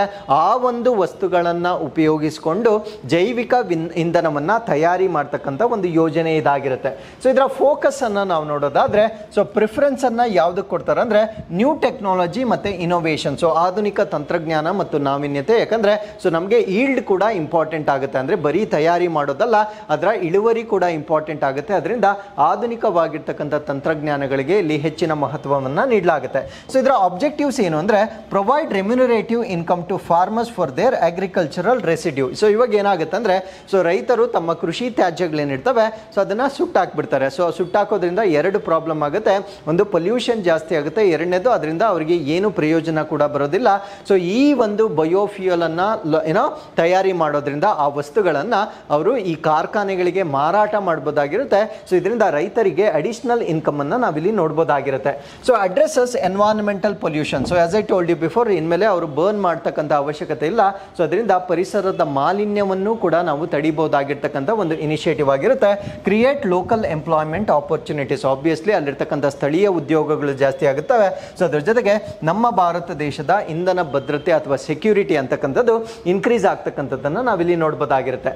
ಸೊ ಈ ಒಂದು ಕಾರ್ಯಕ್ರಮವನ್ನು ನಮ್ಮ ಭಾರತ ದೇಶದ ಎಥನಾಲ್ ಬ್ಲೆಂಡಿಂಗು ಕೂಡ ಸಪೋರ್ಟ್ ಆಗುತ್ತೆ. ಯಾಕಂದರೆ ನಾವು ನಮ್ಮ ಫಾಸಿಲ್ ಫ್ಯೂಯಲ್ ಏನಿರುತ್ತೆ ಅದಕ್ಕೆ ಎಥನಾಲ್ ಅನ್ನು ಮಿಶ್ರಣ ಮಾಡ್ತಕ್ಕಂಥ ಒಂದು ಟಾರ್ಗೆಟನ್ನು ಇಟ್ಕೊಂಡಿರ್ತೇವೆ. ಸೊ ಎಥನಾಲ್ ಅನ್ನು ಮಿಕ್ಸ್ ಮಾಡಬೇಕಾಗಿದ್ರೆ ಅದು ನಮ್ಮಲ್ಲಿ ಮ್ಯಾನುಫ್ಯಾಕ್ಚರ್ ಮಾಡಬೇಕಾಗಿರುತ್ತೆ.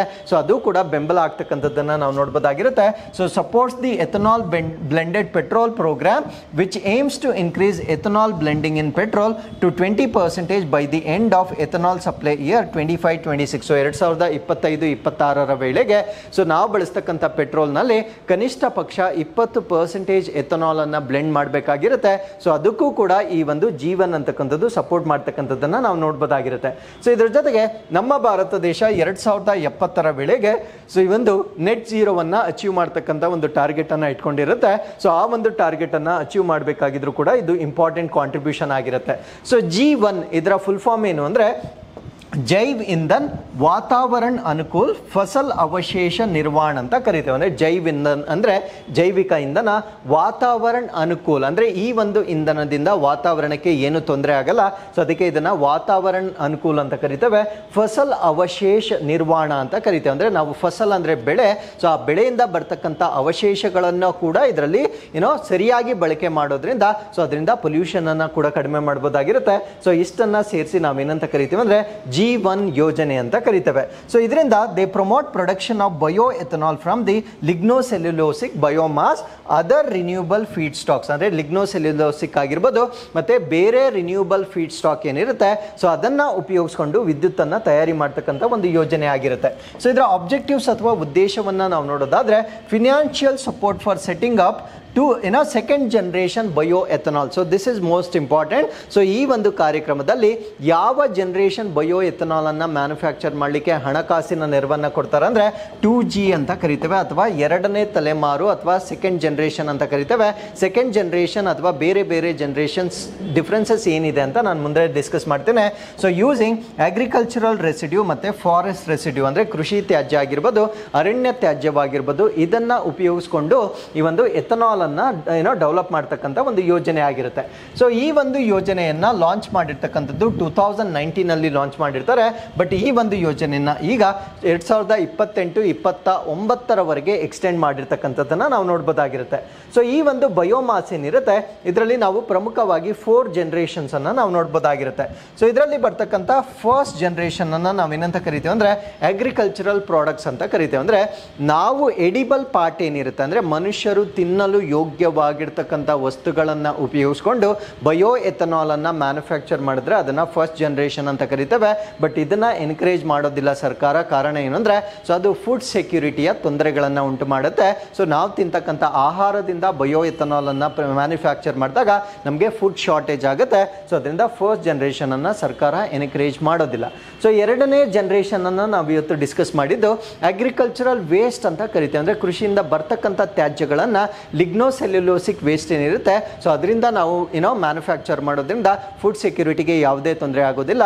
ಸೊ G1 ಯೋಜನೆ ಅಡಿಯಲ್ಲಿ ಸೆಕೆಂಡ್ ಜನರೇಷನ್ ಬಯೋ ಎಥನಾಲ್ ಅನ್ನು ಮ್ಯಾನುಫ್ಯಾಕ್ಚರ್ ಮಾಡಲಿಕ್ಕೆ ಸಪೋರ್ಟ್ ಮಾಡ್ತಕ್ಕಂಥ ಒಂದು ಕಾರ್ಯಕ್ರಮವಾಗಿರುತ್ತೆ. ಸೊ ಮೂರನೇದನ್ನ ಥರ್ಡ್ ಜನರೇಷನ್ ಅಂತ ಕರಿತೇವೆ. ಸೊ ಇದರಲ್ಲಿ ಮೈಕ್ರೋ ಆರ್ಗ್ಯಾನಿಸಮ್ಸ್ ಅನ್ನ ಉಪಯೋಗಿಸ್ಕೊಂಡು ತಯಾರಿ ಮಾಡ್ತಕ್ಕಂಥ ಬಯೋ ಎಥನಾಲ್ ಆಗಿರುತ್ತೆ. ಸೊ ಈ ಪ್ರಶ್ನೆ ಲಾಸ್ಟ್ ಇಯರ್ KS ಮೇನ್ಸ್ ಅಲ್ಲೂ ಕೂಡ ಕೇಳಿರ್ತಾರೆ. ಅಂದರೆ difference between different generations of ಈ ಒಂದು ಬಯೋ ಎಥನಾಲ್ ಏನಿದೆ ಅದರ ಅಡ್ವಾಂಟೇಜಸ್ ಡಿಸ್ಅಡ್ವಾಂಟೇಜಸ್ ಬಗ್ಗೆ ಡಿಸ್ಕಸ್ ಮಾಡಿ ಅಂತ last year last time KS mains ಅಲ್ಲೂ ಕೂಡ ಪ್ರಶ್ನೆಯನ್ನು ನಾವು ನೋಡಬಹುದಾಗಿರುತ್ತೆ.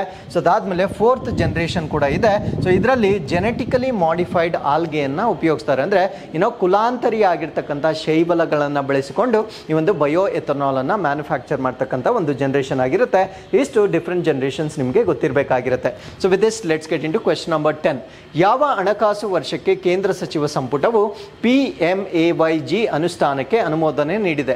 For which financial year as the union cabinet approved the implementation of PMAYG. So ಈ ಪ್ರಶ್ನೆಗೆ ಸರಿಯಾದ ಉತ್ತರ 2028-29 ಈ ಒಂದು ಯೋಜನೆಯನ್ನು ಕೂಡ ಎಕ್ಸ್ಟೆಂಡ್ ಮಾಡಿರ್ತಕ್ಕಂಥದ್ದನ್ನು ನಾವು ನೋಡ್ಬೋದಾಗಿರುತ್ತೆ. ಸೊ ಈ ಒಂದು ಯೋಜನೆಯನ್ನು ನಾವು PMAYG ಅಂತ ಕರಿತೇವೆ. ಸೊ ಇದನ್ನು 2028 ಮತ್ತು 29 ಎಕ್ಸ್ಟೆಂಡ್ ಮಾಡಿರ್ತಕ್ಕಂಥದ್ದನ್ನು ನಾವು ನೋಡ್ಬೋದಾಗಿರುತ್ತೆ. ಸೊ ಇದರ ಉದ್ದೇಶ ಏನು ಅಂದರೆ aims to construct 2 crore more houses for the rural households. ಅಂದರೆ ಗ್ರಾಮೀಣ ಪ್ರದೇಶಗಳಲ್ಲಿ 2 ಕೋಟಿ ಇನ್ನೂ ಹೆಚ್ಚಿನ ಮನೆಗಳನ್ನು ನಿರ್ಮಾಣ ಮಾಡ್ತಕ್ಕಂಥದ್ದು ಈ ಒಂದು ಯೋಜನೆಯ ಉದ್ದೇಶ ಆಗಿರುತ್ತೆ. ಸೊ ಈ ಒಂದು ಯೋಜನೆಯ ಫುಲ್ ಫಾರ್ಮ್ ಏನು ಅಂದರೆ ಪ್ರಧಾನ ಮಂತ್ರಿ ಆವಾಸ ಯೋಜನಾ ಗ್ರಾಮೀಣ ಅಂತ ಕರಿತೇವೆ. ಸೊ ಇನ್ನೂ 2 ಕೋಟಿ ಅಂದರೆ ಮುಂಚೆ ಎಷ್ಟು ಕನ್ಸ್ಟ್ರಕ್ಟ್ ಮಾಡಿದ್ರು ಅದಕ್ಕೆ ಅಡಿಷನಲ್ ಆಗಿ 2 crore ಹೌಸಸ್ಗಳನ್ನು ಕನ್ಸ್ಟ್ರಕ್ಟ್ ಮಾಡ್ತಕ್ಕಂಥದ್ದು ಇದರ ಉದ್ದೇಶವಾಗಿರುತ್ತೆ.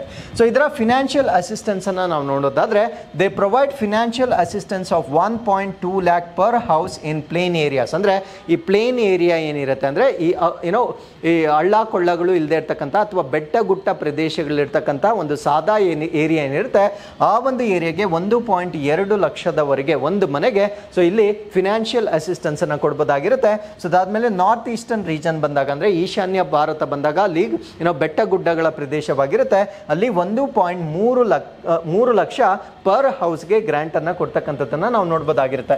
ಸೊ ಈ ಒಂದು ಯೋಜನೆಯ ಟೋಟಲ್ ಬಜೆಟ್ ಎಷ್ಟಿರುತ್ತೆ ಅಂದರೆ 3,06,137 crores ಅಲ್ಲಿ ಇದನ್ನು ಇಂಪ್ಲಿಮೆಂಟ್ ಮಾಡ್ತಾ ಇರ್ತಕ್ಕಂಥದ್ದನ್ನು ನಾವು ನೋಡ್ಬೋದಾಗಿರುತ್ತೆ. ಸೊ ಇದರಲ್ಲಿ ಕೇಂದ್ರ ಸರ್ಕಾರ ಕಾಂಟ್ರಿಬ್ಯೂಟ್ ಮಾಡ್ತಾ ಇರ್ತಕ್ಕಂಥದ್ದು 2 lakh ಚೇಂಜ್ ಕ್ರೋರ್ಸ್ ಅನ್ನು ಕಾಂಟ್ರಿಬ್ಯೂಟ್ ಮಾಡ್ತಾ ಇದೆ. ಸ್ಟೇಟ್ ಗೌರ್ಮೆಂಟ್ ಕಾಂಟ್ರಿಬ್ಯೂಟ್ ಮಾಡ್ತಾ ಇರ್ತಕ್ಕಂಥದ್ದು 1 lakh ಚೇಂಜ್ ಕ್ರೋರ್ಸ್ ಅನ್ನು ಕಾಂಟ್ರಿಬ್ಯೂಟ್ ಮಾಡ್ತಾ ಇರ್ತಕ್ಕಂಥದ್ದನ್ನು ನಾವಿಲ್ಲಿ ಗಮನಿಸಬಹುದಾಗಿರುತ್ತೆ. ಸೊ ಈ ಒಂದು ಯೋಜನೆಯ ಬಗ್ಗೆ ನಾವು ಬೇಸಿಕ್ ಇನ್ಫಾರ್ಮೇಶನ್ ಅನ್ನು ತಿಳ್ಕೊಳ್ಳೋದಾದ್ರೆ to provide affordable housing in the rural area ಅಂದರೆ ಗ್ರಾಮೀಣ ಪ್ರದೇಶಗಳಲ್ಲಿ ಕೈಗೆಟುಕುವ ದರದಲ್ಲಿ ಮನೆಗಳನ್ನು ನಿರ್ಮಾಣ ಮಾಡಿಸ್ತಕ್ಕಂಥ ಒಂದು ಯೋಜನೆ ಇದಾಗಿರುತ್ತೆ. ಸೊ ಇದರ ಆಬ್ಜೆಕ್ಟಿವ್ ಏನು ಅಂದರೆ to ensure every rural household has access to pucca house and basic communities. ಅಂದರೆ ಎಲ್ಲ ಗ್ರಾಮೀಣ ಪ್ರದೇಶದ ಎಲ್ಲ ಕುಟುಂಬಗಳು ಕಂಪಲ್ಸರಿ ಒಂದು ಪಕ್ಕಾ ಮನೆಯನ್ನು ಮತ್ತೆ ಬೇಸಿಕ್ ಕಮ್ಯುನಿಟೀಸ್ ಅನ್ನು ಕೊಡಬೇಕಂತಕ್ಕಂಥ ಉದ್ದೇಶದಿಂದ ಪ್ರಾರಂಭವಾಗಿರ್ತಕ್ಕಂಥ ಒಂದು ಕಾರ್ಯಕ್ರಮವಾಗಿರುತ್ತೆ.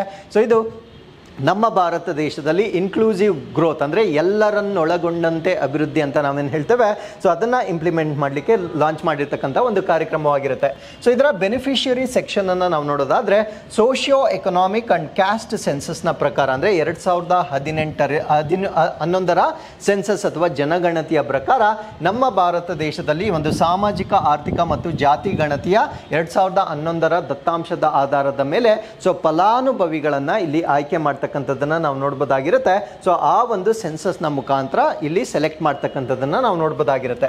ಸೊ ಈ ಒಂದು ಯೋಜನೆ ಏನಿರುತ್ತೆ design to cover with other government initiatives. I told you ಬರೀ ಮನೆಗಳನ್ನು ಕಟ್ಕೊಡ್ದಲ್ಲ ಬೇಸಿಕ್ ಕಮ್ಯುನಿಟೀಸ್ ಕೂಡ ಇರಬೇಕಾಗಿರುತ್ತೆ. ಸೊ ಈ ಒಂದು ಬೇಸಿಕ್ ಕಮ್ಯುನಿಟೀಸ್ ಅನ್ನು ಕೊಡಲಿಕ್ಕೆ ಸರ್ಕಾರ ಆಲ್ರೆಡಿ ಲಾಂಚ್ ಮಾಡಿರ್ತಕ್ಕಂಥ ಕೆಲವೊಂದು ಪ್ರೋಗ್ರಾಮ್ಸ್ ಅನ್ನು ಇದರೊಳಗಡೆ ಮರ್ಜ್ ಮಾಡ್ತಾರೆ. ಅದ್ಯಾವುದು ಅಂದರೆ ಸ್ವಚ್ಛ ಭಾರತ್ ಮಿಷನ್ ಆಗಿರ್ಬೋದು, ಇದು ಟಾಯ್ಲೆಟ್ಸ್ ಅನ್ನು ಕನ್ಸ್ಟ್ರಕ್ಟ್ ಮಾಡಲಿಕ್ಕೆ, ಉಜ್ವಲ ಯೋಜನೆ ಆಗಿರ್ಬೋದು, ಇದು LPG ಕನೆಕ್ಷನ್ ಅನ್ನು ಕೊಡಲಿಕ್ಕೆ, ಮತ್ತೆ ಸೌಭಾಗ್ಯ ಯೋಜನಾ ಫಾರ್ ಎಲೆಕ್ಟ್ರಿಸಿಟಿ ಕನೆಕ್ಷನ್. ಸೊ ಈ ರೀತಿಯ ಯೋಜನೆಗಳನ್ನು ಕೂಡ ಸೊ ಈ ಒಂದು ಕಾರ್ಯಕ್ರಮದಲ್ಲಿ ವಿಲೀನ ಮಾಡಿರ್ತಕ್ಕಂಥದ್ದನ್ನು ನಾವು ನೋಡ್ಬೋದಾಗಿರುತ್ತೆ. So with this let's get into question number 11. PMAYU 2.0 ಅಡಿಯಲ್ಲಿ ಆರ್ಥಿಕವಾಗಿ ದುರ್ಬಲ ವಿಭಾಗ ಎಂದು ವರ್ಗೀಕರಿಸಲಾದ ಕುಟುಂಬಗಳಿಗೆ ಗರಿಷ್ಠ ವಾರ್ಷಿಕ ಆದಾಯ ಮಿತಿ ಎಷ್ಟು? So what is the maximum annual income limit for house hold classified as economically weaker section under PMAY urban. So ನಾನು ಇಷ್ಟೊತ್ತು ಡಿಸ್ಕಸ್ ಮಾಡಿದ್ದು ರೂರಲ್, ಇವಾಗ ಅರ್ಬನ್. ಸೊ ಈ ಒಂದು ಕಾರ್ಯಕ್ರಮದಲ್ಲಿ ಅಡಿಯಲ್ಲಿ ಕನ್ಸಿಡರ್ ಮಾಡಬೇಕಾಗಿದ್ರೆ ಅವರ ವಾರ್ಷಿಕ ಆದಾಯ ಎಷ್ಟಿರಬೇಕು ಅನ್ನೋದು ನಮ್ಮ ಪ್ರಶ್ನೆ ಆಗಿರುತ್ತೆ. ಸೊ ಇದಕ್ಕೆ 6 lakh is the correct answer ಆಗಿರುತ್ತೆ. ಸೊ ನಾನು ಇವಾಗ ಡಿಸ್ಕಸ್ ಮಾಡ್ತಾ ಇರ್ತಕ್ಕಂಥದ್ದು ಪ್ರಧಾನ ಮಂತ್ರಿ ಆವಾಸ ಯೋಜನಾ ಅರ್ಬನ್ 2.0 ಅಂದರೆ ಈ ಒಂದು ಯೋಜನೆಯನ್ನು ಕೂಡ ಎಕ್ಸ್ಟೆಂಡ್ ಮಾಡಿರ್ತಾರೆ. ಸೊ ಈ ಒಂದು ಯೋಜನೆಯ ಆಬ್ಜೆಕ್ಟಿವ್ ಏನಾಗಿರುತ್ತೆ ಅಂದರೆ affordable housing to 1 crore urban poor ಅಂದರೆ ನಗರ ಪ್ರದೇಶದಲ್ಲಿರ್ತಕ್ಕಂಥ ಬಡವರಾಗಿರ್ತಕ್ಕಂಥವರಿಗೆ 1 ಕೋಟಿ ಜನರಿಗೆ ಮನೆಗಳನ್ನು ಕಟ್ಟಿಸಿಕೊಡ್ತಕ್ಕಂಥದ್ದು middle class families over the next 5 years ಅಂದರೆ ಮುಂದಿನ 5 ವರ್ಷಗಳಲ್ಲಿ ಸೊ ಮಧ್ಯಮ ಕುಟುಂಬಗಳಿಗೆ ಮನೆಗಳನ್ನು ಕಟ್ಟಿಸಿಕೊಡ್ತಕ್ಕಂಥ ಒಂದು ಯೋಜನೆ ಆಗಿರುತ್ತೆ.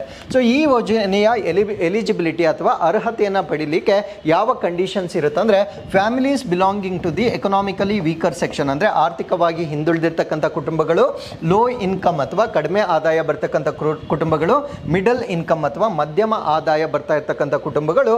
ಸೊ EVS ಅಂದರೆ ಅಂದರೆ ಅವರ ಆದಾಯ 3 ಲಕ್ಷಕ್ಕಿಂತ ಕಡಿಮೆ ಇರಬೇಕು. So I said it is 6 lakh. So ಇದು 3 ಲಕ್ಷಕ್ಕಿಂತ ಕಡಿಮೆ ಇರ್ತಕ್ಕಂಥವ್ರನ್ನ ನಾವು ಎಕನಾಮಿಕಲಿ ವೀಕರ್ ಸೆಕ್ಷನ್ಸ್ ಅಂತ ಕರಿತೇವೆ. ಸೊ ಅದಾದಮೇಲೆ ಈ ಒಂದು ಯೋಜನೆಯಲ್ಲಿ LIG ಕುಟುಂಬಗಳಿಗೆ annual income 3 lakh to 6 lakh ಇರಬೇಕಾಗಿರುತ್ತೆ. MIG ಅಂದರೆ ಮಧ್ಯಮ ಆದಾಯ ಕುಟುಂಬಗಳು 6 ಲಕ್ಷದಿಂದ 9 ಲಕ್ಷ ಆದಾಯ ಇರ್ತಕ್ಕಂಥವ್ರನ್ನ ನಾವು MIG ಅಥವಾ ಮಿಡಲ್ ಇನ್ಕಮ್ ಗ್ರೂಪ್ ಅಂತ ಕರಿತೇವೆ. ಸೊ ಈ ಒಂದು ಯೋಜನೆ ಏನಿದೆ ಇದನ್ನ ಇಂಪ್ಲಿಮೆಂಟ್ ಮಾಡ್ತಾ ಇರ್ತಕ್ಕಂಥವ್ರು ministry of housing and urban ಅಫೇರ್ಸ್ನ ವತಿಯಿಂದ 25ನೇ ಜೂನ್ 2015 ಲಾಂಚ್ ಮಾಡಿರ್ತಕ್ಕಂಥ ಯೋಜನೆ ಆಗಿರುತ್ತೆ. ಸೊ ಇದು ನಮ್ಮ ಭಾರತ ದೇಶದ ನಗರ ಪ್ರದೇಶಗಳಲ್ಲಿ ಮನೆಗಳನ್ನು ಕಟ್ಟಿಸಿಕೊಡ್ತಕ್ಕಂಥ ಒಂದು ಯೋಜನೆ ಆಗಿರುತ್ತೆ. So with this let's get into question number 12. Clean plant ಕಾರ್ಯಕ್ರಮದ ಅಡಿಯಲ್ಲಿ ಭಾರತದಾದ್ಯಂತ ಎಷ್ಟು ಕ್ಲೀನ್ ಪ್ಲಾಂಟ್ ಸೆಂಟರ್ಗಳನ್ನು ಸ್ಥಾಪಿಸಲಾಗುವುದು? How many clean plant centres will be established across India under the clean plant programme? ಈ ಪ್ರಶ್ನೆಗೆ ಸರಿಯಾದ ಉತ್ತರ ನಮ್ಮ ಭಾರತ ದೇಶದಲ್ಲಿ 9 ಕ್ಲೀನ್ ಪ್ಲಾಂಟ್ ಸೆಂಟರ್ಸ್ಗಳನ್ನು ಲಾಂಚ್ ಮಾಡ್ತಾ ಇದ್ದಾರೆ. ಸೊ ಕ್ಲೀನ್ ಪ್ಲಾಂಟ್ ಸೆಂಟರ್ಸ್ ಅಂದರೆ ಸೊ ಈ ಒಂದು ಸಸಿಗಳು, ರೋಗ ಮುಕ್ತವಾಗಿರ್ತಕ್ಕಂಥ ಸಸಿಗಳನ್ನು ನೀಡ್ತಕ್ಕಂಥ ಒಂದು ಕಾರ್ಯಕ್ರಮ ಇದಾಗಿರುತ್ತೆ. ಸೊ ಇದರ ಬಗ್ಗೆ ನಾವು ಕಂಪ್ಲೀಟ್ ಆಗಿ ಡಿಸ್ಕಸ್ ಮಾಡ್ತಾ ಬರೋಣ. ಸೊ ಯೂನಿಯನ್ ಕ್ಯಾಬಿನೆಟ್ ಇವಾಗ clean plant programme under the mission for integrated development horticulture ಅಥವಾ ತೋಟಗಾರಿಕೆ ಸಮಗ್ರ ಅಭಿವೃದ್ಧಿ ಮಿಷನ್ನ ಅಡಿಯಲ್ಲಿ ಕ್ಲೀನ್ ಪ್ಲಾಂಟ್ ಪ್ರೋಗ್ರಾಮ್ಗೆ ಕೇಂದ್ರ ಸಚಿವ ಸಂಪುಟ ಈಗ ಅನುಮೋದನೆಯನ್ನು ಕೊಟ್ಟಿರುತ್ತೆ. ಸೊ ಇದರ ಆಬ್ಜೆಕ್ಟಿವ್ ಅಥವಾ ಉದ್ದೇಶ ಏನು ಅಂದರೆ enhance the quality and productivity of the Indian fruit crops ಅಂದರೆ ಭಾರತ ದೇಶದಲ್ಲಿ ಹಣ್ಣಿನ ಬೆಳೆಗಳೇನಿರ್ತವೆ ಸೊ ಅದರ ಗುಣಮಟ್ಟವನ್ನು ಹೆಚ್ಚು ಮಾಡ್ತಕ್ಕಂಥದ್ದು ಮತ್ತು ಅದರ ಉತ್ಪಾದಕತೆಯನ್ನು ಹೆಚ್ಚು ಮಾಡ್ತಕ್ಕಂಥದ್ದು by providing access to virus free high quality planting materials ಅಂದರೆ ವೈರಸ್ ಮುಕ್ತವಾಗಿರ್ತಕ್ಕಂಥ ಪ್ಲಾಂಟಿಂಗ್ ಮೆಟೀರಿಯಲ್ಗಳನ್ನು ಕೊಡುವ ಮುಖಾಂತರ ಭಾರತ ದೇಶದಲ್ಲಿ ತೋಟಗಾರಿಕೆ ಇಲಾಖೆಯ ಉತ್ಪಾದಕತೆಯನ್ನು ಹೆಚ್ಚು ಮಾಡ್ತಕ್ಕಂಥದ್ದು ಇದರ ಉದ್ದೇಶವಾಗಿರುತ್ತೆ. ಸೊ ಇದರ ಟೋಟಲ್ ಔಟ್ಲೇ ಎಷ್ಟಿರುತ್ತೆ ಅಂದರೆ 1765.67 crores ಅಲ್ಲಿ ಇದನ್ನು ಇಂಪ್ಲಿಮೆಂಟ್ ಮಾಡ್ತಾ ಇದ್ದಾರೆ. ಸೊ ಈ ಒಂದು ಕಾರ್ಯಕ್ರಮದ ಅಡಿಯಲ್ಲಿ they going to establish 9 world class CPCಗಳನ್ನು ಎಸ್ಟಾಬ್ಲಿಷ್ ಮಾಡ್ತಾ ಇದ್ದಾರೆ. ಸೊ ಈ ಒಂದು CPCಗಳೇನಿರ್ತವೆ ಅಡ್ವಾನ್ಸ್ ಡಯಾಗ್ನೋಸ್ಟಿಕ್ಸ್ ಆಗಿರ್ಬೋದು, ಥೆರಪಿಟಿಕ್ಸ್ ಆಗಿರ್ಬೋದು ಮತ್ತು ಟಿಶ್ಯೂ ಕಲ್ಚರ್ ಲ್ಯಾಬ್ಸ್ ಆಗಿರ್ಬೋದು ಎಲ್ಲವನ್ನ ಒಳಗೊಂಡಿರ್ತಕ್ಕಂಥ 9 ಕೇಂದ್ರಗಳನ್ನು ಭಾರತ ದೇಶದಾದ್ಯಂತ ಸ್ಥಾಪನೆ ಮಾಡ್ತಾ ಇದ್ದಾರೆ. ಸೊ ಇನಿಷಿಯಲಿ ಫೋಕಸ್ ಮಾಡ್ತಾ ಇರ್ತಕ್ಕಂಥ ಪ್ರಾಡಕ್ಟ್ಸ್ ಯಾವುದು ಅಂದರೆ grapes, apples, almonds, walnuts, citrus fruits ಆಗಿರ್ಬೋದು, ಮ್ಯಾಂಗೋಸ್, ಗವಾ, ಅವಕ್ಯಾಡೋಸ್, ಲಿಚೀಸ್ ಮತ್ತು ಪೊಮೊಗ್ರಾನೆಟ್ ಮೇಲೆ ಈ ಒಂದು ಸೆಂಟರ್ಗಳನ್ನು ಕೇಂದ್ರೀಕರಿಸ್ತಾ ಇರ್ತಕ್ಕಂಥದ್ದನ್ನು ನಾವಿಲ್ಲಿ ಗಮನಿಸಬಹುದಾಗಿರುತ್ತೆ. ಸೊ ಇದರ ಬೆನಿಫಿಟ್ಸ್ ಏನು ಅಂದರೆ ಕ್ರಾಪ್ ಈಲ್ಡ್ ಜಾಸ್ತಿ ಆಗುತ್ತೆ. ಆಟೋಮ್ಯಾಟಿಕಲಿ ವೈರಸ್ ಫ್ರೀ ಪ್ಲಾಂಟ್ಸನ್ನು ತಗೊಂಡಾಗ ಸೊ ಅವರ ಈಲ್ಡ್ ಜಾಸ್ತಿ ಆಗುತ್ತೆ, ಅದರಿಂದ ಇನ್ಕಮ್ ಕೂಡ ಜಾಸ್ತಿ ಆಗುತ್ತೆ. ಅದ್ರ ಜೊತೆ ಆ ಒಂದು ಫ್ರೂಟ್ಸ್ಗಳ ಒಂದು ಟೇಸ್ಟ್ ಆಗಿರ್ಬೋದು, ಅಪಿಯರೆನ್ಸ್ ಆಗಿರ್ಬೋದು ಮತ್ತು ಅದರ ಪೋಷಕಾಂಶದ ಮೌಲ್ಯ ಆಗಿರ್ಬೋದು ಎಲ್ಲವೂ ಕೂಡ ವೃದ್ಧಿ ಆಗ್ತಕ್ಕಂಥದ್ದನ್ನು ನಾವಿಲ್ಲಿ ನೋಡ್ಬೋದಾಗಿರುತ್ತೆ. ಇದು ನಮ್ಮ ಭಾರತ ದೇಶವನ್ನು ಗ್ಲೋಬಲ್ ಮಾರ್ಕೆಟ್ನಲ್ಲಿ ಸೊ ಒಂದು ಫ್ರಂಟ್ ರನ್ನರ್ ಆಗಿ ಇರಲಿಕ್ಕೆ ಸಹಾಯ ಮಾಡುತ್ತೆ. So with this let's get into question number 13. So ಯಾವ ಶಾಸನದ ಅಡಿಯಲ್ಲಿ ಗ್ರಾಮ ನ್ಯಾಯಾಲಯಗಳನ್ನು ಸ್ಥಾಪಿಸಲಾಯಿತು? So under which legislation var ಗ್ರಾಮ ನ್ಯಾಯಾಲಯ ಎಸ್ಟಾಬ್ಲಿಷ್ಡ್? ಈ ಪ್ರಶ್ನೆಗೆ ಸರಿಯಾದ ಉತ್ತರ ಗ್ರಾಮ ನ್ಯಾಯಾಲಯ ಆಕ್ಟ್ 2008ನ ಅಡಿಯಲ್ಲಿ ನಮ್ಮ ಭಾರತ ದೇಶದಲ್ಲಿ ಗ್ರಾಮ ನ್ಯಾಯಾಲಯಗಳನ್ನು ಸ್ಥಾಪನೆ ಮಾಡ್ತಾರೆ. ಸೊ ಈ ಒಂದು ಆರ್ಟಿಕಲ್ ಅಲ್ಲಿ ನಾವು ಗ್ರಾಮ ನ್ಯಾಯಾಲಯಗಳ ಬಗ್ಗೆ ನಾವು ಡಿಸ್ಕಸ್ ಮಾಡ್ತಾ ಬರೋಣ.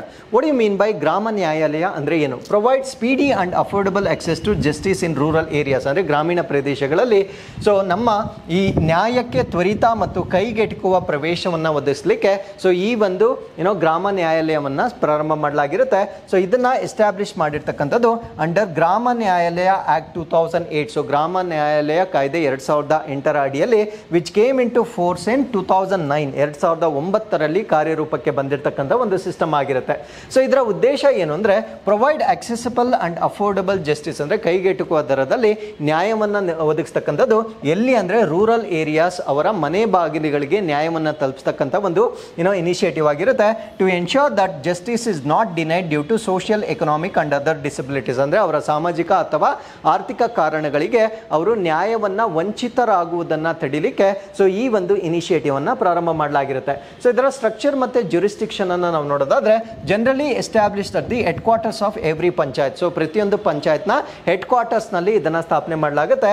Presided over the ನ್ಯಾಯಾಧಿಕಾರಿ. ಸೊ ಇದರಲ್ಲಿ ಪ್ರಮುಖವಾಗಿ ನ್ಯಾಯಾಧಿಕಾರಿ ಅಂತ ಇರ್ತಾರೆ. ಸೊ ಇವರಿಗೆ same powers and benefits as the judicial magistrate of the first class ಅಂದರೆ ಮೊದಲ ವರ್ಗದ ಜುಡಿಷಿಯಲ್ ಮ್ಯಾಜಿಸ್ಟ್ರೇಟ್ ಅಧಿಕಾರಿ ಯಾರಿರ್ತಾರೆ ಸೊ ಅವ್ರಿಗೆ ಏನೇನು ಫೆಸಿಲಿಟೀಸ್ ಇರುತ್ತೆ ಅದೇ ಒಂದು ಸ್ಟೇಟಸ್ ಅನ್ನ ಸೊ ಈ ನ್ಯಾಯಾಧಿಕಾರಿಗೆ ಕೊಡ್ತಕ್ಕಂಥದ್ದನ್ನು ನಾವು ನೋಡ್ಬೋದಾಗಿರುತ್ತೆ. ಸೊ ಈ ಒಂದು ನ್ಯಾಯಾಲಯಗಳೇನಿರ್ತವೆ ಅವು ಸಿವಿಲ್ ಕೇಸಸ್ ಆಗಿರ್ಬೋದು ಮತ್ತು ಕ್ರಿಮಿನಲ್ ಕೇಸಸ್ ಆಗಿರ್ಬೋದು, ಎರಡನ್ನ ಕೂಡ ಹ್ಯಾಂಡಲ್ ಮಾಡ್ತಾರೆ. ಸಿವಿಲ್ ಮೊಕದ್ದಮೆಗಳು ಮತ್ತು ಕ್ರಿಮಿನಲ್ ಮೊಕದ್ದಮೆಗಳೇನಿರ್ತವೆ ಸೊ ಎರಡನ್ನೂ ಕೂಡ ಒಳಗೊಂಡಿರ್ತಕ್ಕಂಥದ್ದನ್ನು ನಾವಿಲ್ಲಿ ಗಮನಿಸಬಹುದಾಗಿರುತ್ತೆ. So with this let's get into question number 14. Chang'e 5 mission ಅನ್ನು ಯಾವ ವರ್ಷದಲ್ಲಿ ಪ್ರಾರಂಭಿಸಲಾಯಿತು? In which year was the Chang'e 5 mission launch? ಈ ಪ್ರಶ್ನೆಗೆ ಸರಿಯಾದ ಉತ್ತರ 2018ರಲ್ಲಿ ಇದನ್ನು ಲಾಂಚ್ ಮಾಡಲಾಗಿರುತ್ತೆ. ಚಾಂಗ್ 5 ಅಂತಕ್ಕಂಥದ್ದು ಚಂದ್ರನಿಗೆ ಚೀನಾದಿಂದ ಮಾಡಿರ್ತಕ್ಕಂಥ ಒಂದು ಕಾರ್ಯಾಚರಣೆ ಆಗಿರುತ್ತೆ. So it was launched in 2020. So it was launched in 2020 ಅಲ್ಲಿ ಲಾಂಚ್ ಮಾಡಿರ್ತಾರೆ. ಸೊ ಅದೇ ವರ್ಷದಲ್ಲಿ 2020 ಅಲ್ಲಿ ಲಾಂಚ್ ಮಾಡಿರ್ತಾರೆ. ಸೊ ಅದೇ ವರ್ಷದಲ್ಲಿ ಅದು ಸ್ಯಾಂಪಲ್ಸ್ ಅನ್ನ ರಿಟರ್ನ್ ಮಾಡಿರ್ತಕ್ಕಂಥದ್ದನ್ನ ನಾವು ನೋಡ್ಬೋದಾಗಿರುತ್ತೆ. ಸೊ ಈ ಒಂದು ಯೋಜನೆಯನ್ನ ನಾವು ಚಾಂಗೀಸ್ 5 ಮಿಷನ್ ಅಂತ ಕರಿತೇವೆ. ಇದನ್ನ ಲಾಂಚ್ ಮಾಡಿರ್ತಕ್ಕಂಥವ್ರು ಚೈನಾದವರು. ಸೊ ಇದು ಸ್ಯಾಂಪಲ್ ಕಲೆಕ್ಷನ್ ಮಿಷನ್ ಆಗಿರುತ್ತೆ. ಅಂದ್ರೆ ಚಂದ್ರನಿಂದ ಮಾದರಿಗಳನ್ನ ತೆಗೆದುಕೊಂಡು ಬರ್ತಕ್ಕಂಥ ಮಿಷನ್ ಆಗಿರುತ್ತೆ. ಸೊ ಇದು ನಮ್ಮ ಭೂಮಿಯನ್ನ ರೀಚ್ ಆಗಿರ್ತಕ್ಕಂಥದ್ದು 2020ರಲ್ಲಿ ರೀಚ್ ಆಗಿರುತ್ತೆ. ಸೊ ಈ ಒಂದು ರೀಚ್ ಆಗಿರ್ತಕ್ಕಂಥ ಸ್ಯಾಂಪಲ್ಸ್ ಅನ್ನ ಅಧ್ಯಯನ ಮಾಡಿದ ನಂತರ ಸೊ ವಾಟರ್ ರಿಚ್ ಮಿನರಲ್ಸ್ಗಳನ್ನು ಅಲ್ಲಿ ಚೆಕ್ ಮಾಡಿರ್ತಾರೆ. ಅಂದರೆ ನೀರು ಅತ್ಯಂತ ಯಥೇಚ್ಛವಾಗಿರ್ತಕ್ಕಂಥ ಸಂಪನ್ಮೂಲಗಳನ್ನು ನಾವು ನೋಡ್ಬೋದಾಗಿರುತ್ತೆ. ಸೊ ಈ ಒಂದು ಮಿನರಲ್ ಅನ್ನ ನಾವೇನಂತ ಕರಿತೀವಿ ಅಂದರೆ ನೋವೋಗ್ರೇಬ್ಲೆನೋವೈಟ್ ಅಂತ ಕರಿತೇವೆ. ಸೊ ನೋವೋಗ್ರೇಬ್ಲೆನೋನೈಟ್ ಅಂತ ಕರಿತೇವೆ. ಸೊ ಇದು ಕಂಟೈನ್ಸ್ ಮಾಲಿಕ್ಯುಲರ್ ವಾಟರ್, ಅಂದರೆ ಆಣ್ವಿಕ ನೀರನ್ನು ಹೊಂದಿರತಕ್ಕಂಥ ಒಂದು ಖನಿಜಗಳನ್ನು ಅಲ್ಲಿ ಪತ್ತೆ ಹಚ್ಚಿರ್ತಾರೆ. So the molecular water making up to 41% of its weight, ಅಂದರೆ ಅದರ ತೂಕದ 41% ವೆಯ್ಟನ್ನು ಮಾಲಿಕ್ಯುಲರ್ ವಾಟರ್ ಅಥವಾ ಆಣ್ವಿಕ ನೀರನ್ನು ನಾವು ನೋಡ್ಬೋದಾಗಿರುತ್ತೆ. Provides crucial insights into presence and distribution of water. So ಇದರಿಂದ ಚಂದ್ರನಲ್ಲಿ ಈ ಒಂದು ನೀರಿನ ಲಭ್ಯತೆ ಇರತಕ್ಕಂಥದ್ದನ್ನು ನಾವಿಲ್ಲಿ ನೋಡ್ಬೋದಾಗಿರುತ್ತೆ. So vital for future lunar exploration and potential habitation, ಅಂದರೆ ಮುಂದೆ ಮಾಡ್ತಕ್ಕಂಥ ಕಾರ್ಯಾಚರಣೆಗಳಿಗೆ ಇದು ಅತ್ಯಂತ ಮುಖ್ಯವಾಗಿರುತ್ತೆ. ಮತ್ತು ಸೊ ಇದನ್ನು ನಾವು ಆವಾಸ ಸ್ಥಾನವಾಗಿ ಕೂಡ ಕನ್ಸಿಡರ್ ಮಾಡ್ತಕ್ಕಂಥ ಒಂದು ಸಾಧ್ಯತೆ ಇದೆ. ಸೊ ಚಾಂಗ್ 5 ಮಿಷನ್ ಅಂತಕ್ಕಂಥದ್ದು 2020ಯಲ್ಲಿ ಲಾಂಚ್ ಮಾಡಲಾಗಿರುತ್ತೆ. ಸೊ ಇದನ್ನ ಚೈನಾ ನ್ಯಾಷನಲ್ ಸ್ಪೇಸ್ ಅಡ್ಮಿನಿಸ್ಟ್ರೇಷನ್ ವತಿಯಿಂದ ಲಾಂಚ್ ಆಗಿರ್ತಕ್ಕಂಥ ಒಂದು ಕಾರ್ಯಕ್ರಮವಾಗಿರುತ್ತೆ. ಸೊ ಇದು ರಿಟರ್ನ್ ಲೂನಾರ್ ಸಾಯಿಲ್ ಆಗಿರುತ್ತೆ, ಅಂದರೆ ಚಂದ್ರನ ಮಣ್ಣನ್ನು ಭೂಮಿಗೆ ತೆಗೆದುಕೊಂಡು ಬಂದಿರತಕ್ಕಂಥ ಒಂದು ಕಾರ್ಯಕ್ರಮವಾಗಿರುತ್ತೆ. ಡಿಸೆಂಬರ್ 1, 2020ಕ್ಕೆ ಸೊ ಇದು ಭೂಮಿಗೆ ರೀಚ್ ಆಗಿರ್ತಕ್ಕಂಥದ್ದನ್ನು ನಾವು ನೋಡ್ಬೋದಾಗಿರುತ್ತೆ. So collected approximately 1731 grams, so 1731 ಗ್ರಾಮ್ಸನ್ನು ಸೊ 2 ಮೀಟರ್ ಅಂಡರ್ ಗ್ರೌಂಡ್ನಿಂದ ಸೊ ಈ ಒಂದು ಮಣ್ಣನ್ನು ಕಲೆಕ್ಟ್ ಮಾಡಿರ್ತಕ್ಕಂಥದ್ದನ್ನು ನಾವು ನೋಡ್ಬೋದಾಗಿರುತ್ತೆ. ಸೊ ಟೆಕ್ನಾಲಜಿಕಲ್ ಅಚೀವ್ಮೆಂಟ್ಸ್ ಅನ್ನು ನಾವು ಕನ್ಸಿಡರ್ ಮಾಡೋದಾದ್ರೆ, first mission to return lunar samples since the Soviet Union in 1976, 1976ರಲ್ಲಿ ಸೋವಿಯತ್ ಯೂನಿಯನ್ ಆ ಒಂದು ಸ್ಯಾಂಪಲ್ ಅನ್ನು ಕಲೆಕ್ಟ್ ಮಾಡ್ತಕ್ಕಂಥ ಒಂದು ಮಿಷನ್ ಅನ್ನು ಮಾಡಿತ್ತು. ಅದಾದ ನಂತರ ಇದೇ ಮೊಟ್ಟ ಮೊದಲ ಬಾರಿಗೆ ಈ ಒಂದು ಸ್ಯಾಂಪಲ್ ಅನ್ನು ರಿಟರ್ನ್ ಮಾಡಿರ್ತಕ್ಕಂಥದ್ದನ್ನು ನಾವು ನೋಡ್ಬೋದಾಗಿರುತ್ತೆ. ಸೊ ಈ ಒಂದು ಚಾಂಗಿ 5ನಲ್ಲಿ ನಾವು ಒಂದು ಲ್ಯಾಂಡರ್ ಅನ್ನು ನೋಡ್ಬೋದು, ಒಂದು ಅಸೆಂಟ್ ವೆಹಿಕಲ್ ಅನ್ನು ನೋಡ್ಬೋದು, ಒಂದು ಆರ್ಬಿಟರ್ ಅನ್ನು ನೋಡ್ಬೋದು, ಒಂದು ರಿಟರ್ನ್ ಮಾಡ್ಯೂಲ್ ಅನ್ನು ನೋಡ್ಬೋದಾಗಿರುತ್ತೆ. ಸೊ ಇಷ್ಟು ಸೈಂಟಿಫಿಕ್ ಪೇಲೋಡ್ಸ್ಗಳನ್ನು ನಾವು ಇದರಲ್ಲಿ ನೋಡ್ಬೋದಾಗಿರುತ್ತೆ. ಸೊ ನಾಗಸಾಕಿ ಡೇ ಅಥವಾ ನಾಗಸಾಕಿ ದಿನ, ಸೊ ಈ ಒಂದು ದಿನವನ್ನು ಆಗಸ್ಟ್ 9ನೇ ತಾರೀಕು ಅಬ್ಸರ್ವ್ ಮಾಡಲಾಗುತ್ತೆ. ಸೊ ನಾಗಸಾಕಿ ದಿನದ ಮಹತ್ವವೇನು ಅಂದರೆ to commemorate the atomic bombing of Nagasaki Japan during world war 2. So ವಿಶ್ವ ಸಮರ 2ನೇ ಸಮಯದಲ್ಲಿ ಸೊ ಈ ಒಂದು ಜಪಾನ್ ಮೇಲೆ ಆಗಿರ್ತಕ್ಕಂಥ ಒಂದು ದಾಳಿ ಏನಿರುತ್ತೆ ಸೊ ಅದನ್ನು ನೆನಪಿಸ್ತಕ್ಕಂಥ ಒಂದು ದಿನವಾಗಿರುತ್ತೆ.